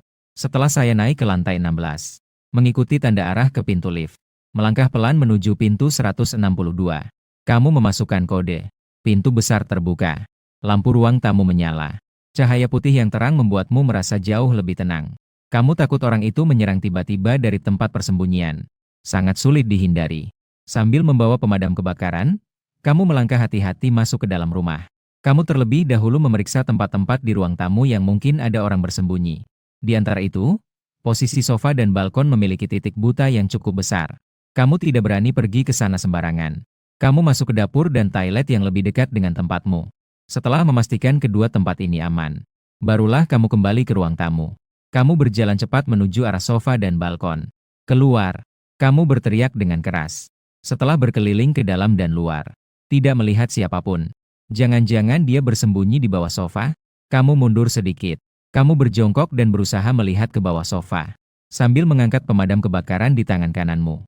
Jika ada situasi yang mencurigakan, kamu akan langsung memukulnya dengan pemadam kebakaran. Kamu berdiri dari posisi duduk. Kamu sedikit bingung. Rumah Lisiu ini adalah tipe kecil satu kamar satu ruang tamu. Ruangannya hanya sebesar ini. Sudah mencari ke dalam dan luar, tapi tidak ada. Dia bisa pergi kemana lagi? Apakah dia di kamar tidur? Kamu membelalak, sedang bersiap untuk pergi ke sana. Pintu kamar tidur tiba-tiba terbuka. Lisiu dengan wajah tegang mengintip dari celah pintu. Jelas dia aman di sana. Kamu memberi isyarat padanya untuk tidak keluar dulu. Suara keras terdengar. Tiba-tiba ada suara dari arah dapur. Sepertinya suara spatula jatuh ke lantai. Kamu mendekat sambil membawa pemadam kebakaran. Terlihat seekor kucing gemuk sebesar mobil duduk di pintu dapur. Kucing itu menatapmu dengan polos. Di lantai terdapat spatula yang berserakan dan telur yang pecah. Kucing ini dengan tidak malu menjulurkan lidahnya dan menjilati. Melihatmu, dia tidak bersembunyi. Kamu tidak bisa menahan diri untuk tertawa dan mengumpat. Melangkah maju. Mengangkat kucing gemuk ini dengan mencengkeram lehernya dari lantai. Terlalu dalam. Cakar kucing gemuk itu bergerak seolah-olah beraksi di depan. Sepertinya merasa sulit. Jadi menyerah untuk melawan. Bahkan malas untuk bersuara. Terlihat seperti siap untuk disembelih. Tidak ada apa-apa. Ayo keluar. Kamu berbalik ke arah kamar tidur. Li Xiaoshan membuka pintu. Masih terkejut. Namun ketika dia melihat kucing gemuk yang kamu bawa, ekspresinya langsung berubah menjadi penuh kebingungan. Pang Dun, kamu mengenalnya. Ini adalah kucing yang dipelihara oleh tetangga di atas. Saya pernah melihatnya beberapa kali di lift. Tidak, mereka sudah pindah seminggu yang lalu. Kuo berjalan cepat mendekat.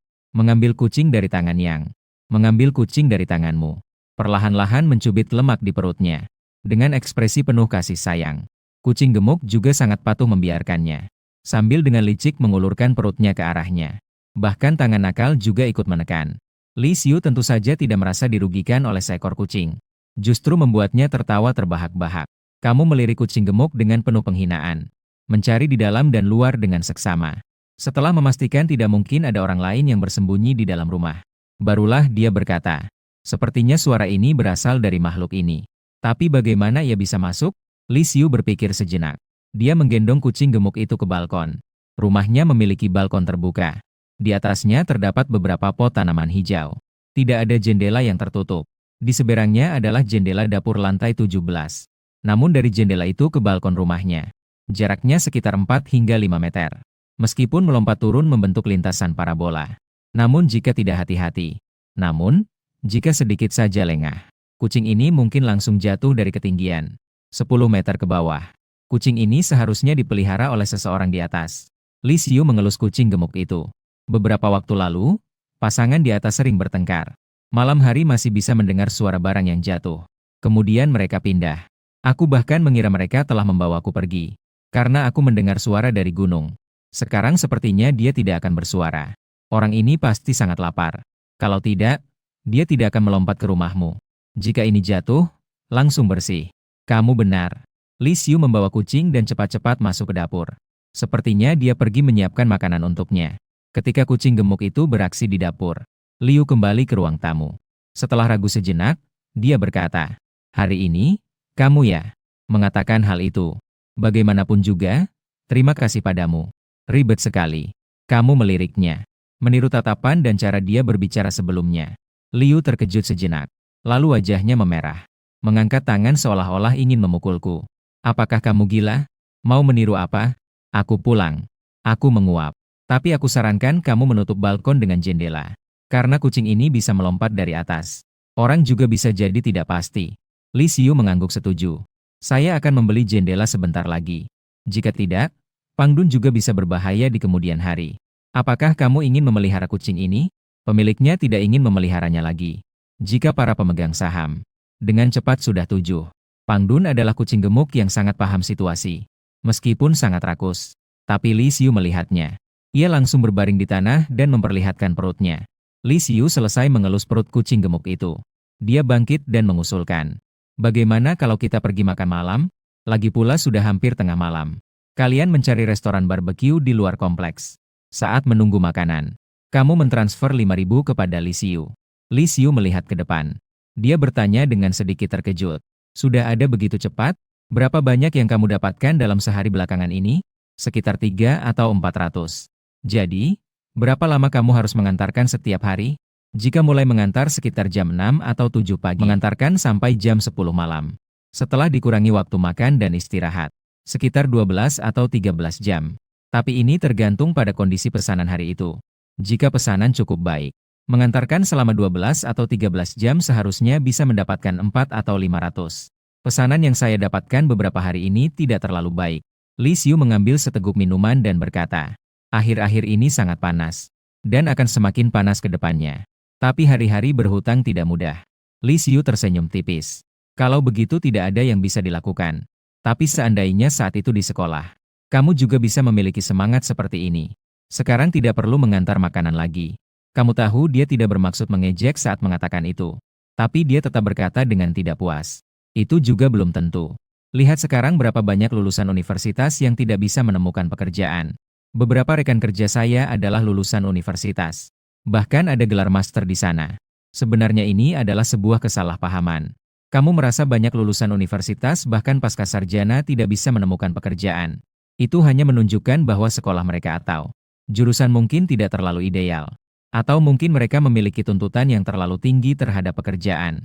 Mahasiswa yang lulus dari universitas ternama dan tidak berhasil sangat sedikit. Setidaknya ada batas bawah yang tidak terlalu rendah." Kata-kata Li Xiu membuatmu tidak bisa berkata-kata. "Kamu tahu ini sebagian besar adalah fakta. Sekarang membicarakan ini juga tidak ada artinya. Hidup harus terus maju." Kamu terdiam sejenak. Lalu kamu berkata lagi, "Tapi jika 10 tahun yang lalu kamu bertemu denganku dan mengatakan hal ini padaku, mungkin saya sudah mendengarkannya." "Tidak. Jika 10 tahun yang lalu aku bertemu denganmu, mengatakan ini padamu, kamu hanya akan menganggap aku aneh. Dan saudara perempuanmu pasti akan membela dirimu untuk menghukum aku yang hanya bisa belajar." Kamu sekali lagi terdiam ketika Li Xiu mengucapkan kata-kata ini.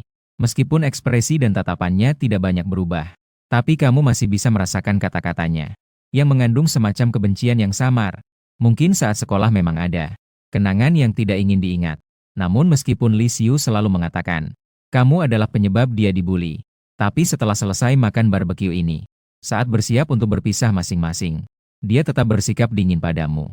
Kamu orang yang cukup baik, sangat berbeda dari yang saya bayangkan sebelumnya. Kamu bertanya dengan penuh minat. Dalam bayanganmu, aku seharusnya seperti apa? Menindas yang lemah, kejam dan jahat. Menindas yang lemah dan takut pada yang kuat. Setelah lulus, terlibat dalam pekerjaan yang berkaitan dengan mafia. Entah di penjara atau dieksekusi, atau hanya berkeliaran di luar dan dipukuli orang lain. Kamu menatapnya dengan wajah terkejut. Li Xiu bahkan tidak bisa menahan tawa. Jangan lihat aku seperti itu. Saat itu, aku benar-benar berpikir seperti itu. Aku bahkan ingin masuk sekolah polisi di masa depan. Menangkap kalian semua. Preman saat sekolah. Beberapa orang memang terlahir jahat. Beberapa orang sebenarnya adalah bentuk perlindungan diri. Singkatnya, itu karena kurang cinta. Tidak menyangka, kamu masih bisa mengucapkan kata-kata yang begitu mendalam. Kamu melihatnya dengan rasa tidak berdaya. Apakah aku terlihat begitu tidak berpendidikan? Untungnya, jika kamu benar-benar sama saja dengan para preman kampus itu, Zheng Shui juga tidak akan menyukaimu. Kata-kata Li Xiu membuatmu terdiam. Gelas yang diangkat pun terlupakan untuk dibawa ke mulut, menggantung di udara. Sejenak, kamu menanyakan setelah meminum setengah gelas bir terakhir. Kamu bahkan tahu tentang dia? Apakah ada? Tapi aku tahu dia memiliki nilai yang sangat baik. Namun dia masuk ke universitas lokal kita. Jika bukan karena kamu terdiam, berdiri dan berkata, "Igo." Beberapa waktu setelah itu, cuaca semakin panas. Kamu tetap mengantarkan makanan setiap hari tanpa henti. Namun karena suhu mendekati 40 derajat, terkadang harus istirahat lebih lama. Jadi pendapatan sedikit menurun dibandingkan sebelumnya. Di bulan kerja pertama, kamu sudah membayar Li Xiu 8 yuan. Kamu awalnya berpikir jika terus begini paling lama 6 bulan bisa melunasi utangnya. Namun, tidak pernah terbayangkan. Pada hari terakhir bulan Mei, kamu menemui pelanggan paling menjijikan sejak memulai pekerjaan ini. Dan justru karena pelanggan ini, kamu kehilangan pekerjaan yang menjadi sumber penghidupanmu. Ini adalah pesanan paket makanan malam yang harus diantar ke sebuah gedung apartemen. Setelah menerima pesanan, kamu segera bergegas ke tempat penjual. Kecepatan penyajian dari penjual juga tidak terlalu lambat. Namun, baru saja mengambil makanan tidak sampai 1 menit. Gadis yang memesan itu mulai menelepon untuk menanyakan, "Kenapa pesanan saya belum diantar? Saya segera ada urusan keluar." "Hai, cantik. Penjual baru saja menyajikan makanan. Mohon tunggu sebentar. Akan segera diantar." "Butuh waktu berapa lama?" "Karena ada 3 pesanan lain yang harus diantar. Kamu perlu mengantarnya satu persatu. Jadi tidak bisa memberikan waktu yang pasti padanya. Hanya bisa berkata, 'Tenang saja. Pasti tidak akan terlambat.' Coba saja jika terlambat." Kamu mengerutkan dahi dan menutup telepon. Pertama-tama mengantarkan pesanan yang paling dekat sesuai rencana sistem. Namun baru saja bersepeda kurang dari 200 meter.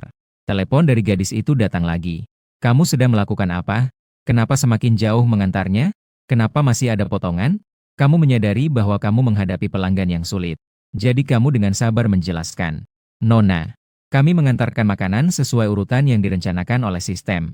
Karena saya memiliki lebih dari 1 pesanan sekaligus. Jadi pesananmu harus sedikit menunggu. Tapi tenang saja, tidak akan terlambat." "Tidak bisa. Saya mau kamu mengantarkannya terlebih dahulu." Dia berkata dengan nada yang sangat tegas. "Saya bilang saya ada urusan keluar. Apa kamu tidak mengerti bahasa manusia?"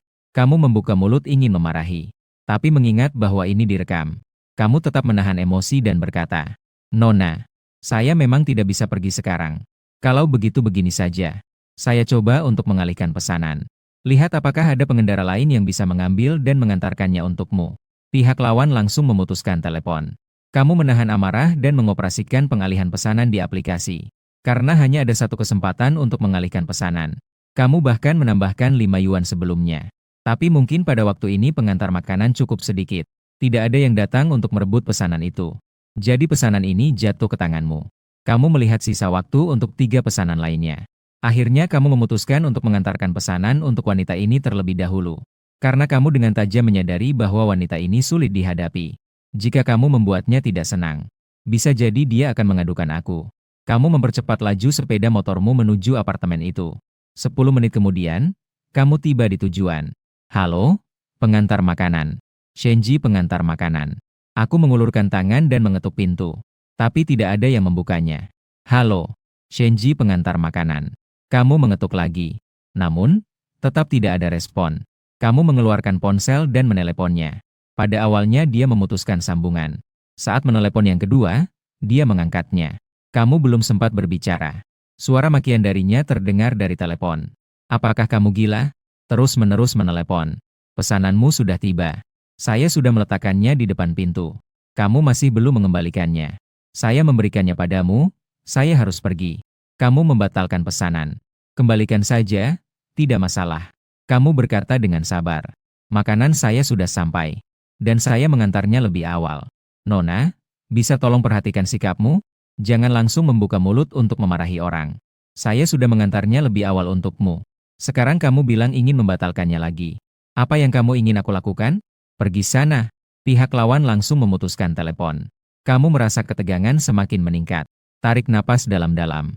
Menahan dorongan untuk memukul pintu anti pencurian. Letakkan makanan di depan pintu. Lalu ambil foto dan unggah ke P.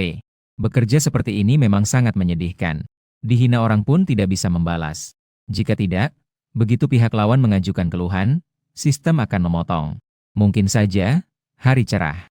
Kamu pikir hanya perlu menahan diri. Masalah ini akan berakhir di sini. Tapi tidak disangka, beberapa hari kemudian, sistem masih memberitahu bahwa kamu menerima keluhan dari pengguna. Kamu sudah merasa tertekan oleh masalah ini selama beberapa hari. Ditambah lagi, kamu tidak pernah berkonflik dengan pengguna. Jadi, saat melihat keluhan itu, kamu langsung tahu itu pasti ulah wanita itu. Kamu menghisap sebatang rokok. Sungguh tidak bisa dipahami. Mencari penjelasan secara langsung. Halo, pengiriman link Jing. Kamu berdiri di depan pintu apartemen dan mengetuknya.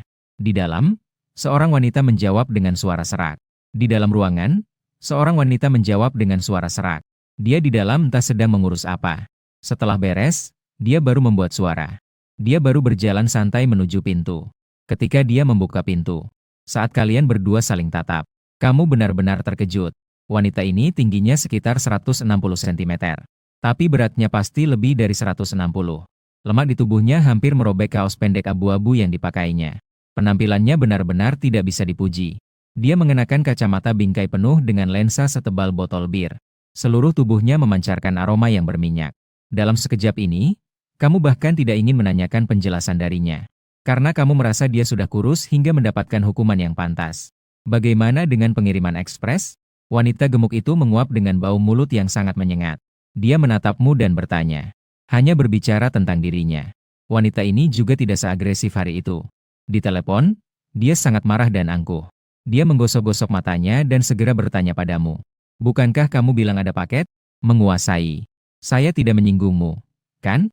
Kenapa kamu mengaduku? Kata, Master, sering digunakan sebagai panggilan di sini.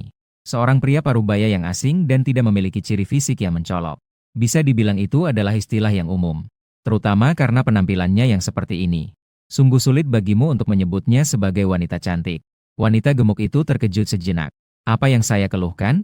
Itu tentang hari ketika kamu memesan makanan. Kamu belum selesai berbicara. Wanita gemuk itu tiba-tiba ingin menutup pintu. Untungnya, kamu cepat tanggap. Memprediksi lebih awal. Segera memasukkan tubuh ke dalam bingkai pintu. Sambil mendorong bahu kiri ke depan. Dengan suara dentuman. Rasa sakit yang hebat muncul di tulang belikat kiri. Seluruh tubuhmu terhuyung ke depan. Wanita gemuk ini memiliki kekuatan yang luar biasa. Kamu terlihat sangat terkejut. Untungnya kamu sempat menangkis dengan bahu. Jika tidak, mungkin serangan ini bisa mematahkan tubuhmu. Apa yang ingin kamu lakukan? Melihat pintu yang tidak tertutup. Wanita gemuk itu tiba-tiba mulai berteriak seperti orang gila. Suaranya tidak berbeda jauh dari suara ledakan di lokasi konstruksi. Dua sosok besar bergerak mundur dengan cepat. Seperti kepiting besar. Sudut matamu berkedut beberapa kali. Sangat takut dia akan memakanmu. Kamu berdiri di luar pintu. Berusaha untuk berbicara tanpa emosi. Menguasai. Hidup semua orang tidak mudah. Apakah kamu tahu berapa banyak yang akan saya potong jika kamu mengajukan keluhan? Cuaca sangat panas. Saya bekerja keras mengantarkan makanan sepanjang hari. Satu keluhan darimu mungkin sia-sia. Kamu harus memberi saya penjelasan, kan? Saya tidak mengeluh tentangmu. Jangan tuduh saya tanpa bukti. Wanita gemuk itu terus berteriak seperti Mandela. Wajahnya penuh ketakutan dan kemarahan. Seolah-olah dia adalah korban yang kurus dalam kejadian itu. Mungkin dia merasa sudah kalah dalam hal keberanian. Dia melanjutkan. Apakah kamu tahu apa yang kamu lakukan? Saya bisa melaporkanmu karena memasuki rumah orang tanpa izin. Perampokan masuk rumah. Masih ingin memaksaku. Dalam hati kamu berkata, tidur dengan babi lebih baik daripada tidur denganmu. Saya tidak masuk ke rumahmu. Keluar, mari kita bicarakan ini dengan baik. Saya tidak akan melakukan apa-apa padamu. Tapi kamu harus minta maaf padaku hari ini. Setelah 2 putaran perdebatan, wanita gemuk itu mungkin merasa kamu lebih mudah untuk ditaklukkan. Dia mulai mengucapkan kata-kata kasar tentang ibuku. Terakhir kali dia juga mengatakan kalimat ini di telepon. Saat itu kamu sangat marah sampai ingin muntah. Saat ini mendengar 4 kata ini, kamu akhirnya tidak bisa menahan diri. Sambil menunjuknya, kamu memarahinya dengan marah. 3 babi gemuk. Jika kamu berani, katakan lagi 1 kali. LZ akan melemparmu dari atas. Kamu mengatakan ini karena sangat marah. Sebenarnya, dengan berat badannya ini, meskipun kamu bisa menanganinya, belum tentu kamu punya tenaga untuk mengangkatnya setinggi jendela. Tidak tahu apakah itu yang membuatnya marah. Wanita gemuk itu duduk di tanah. Tiba-tiba dia mulai berteriak seperti orang gila. Seperti anak kecil yang memilih untuk menangis saat menghadapi masalah. Hampir sama dengan cara menangis yang keras. Itu adalah cara berteriak yang sama sekali tidak takut suaranya akan putus. Pergi dari sini. Wanita gemuk itu berteriak seperti orang gila. Sambil mengambil biji apel yang tersisa di meja kopi.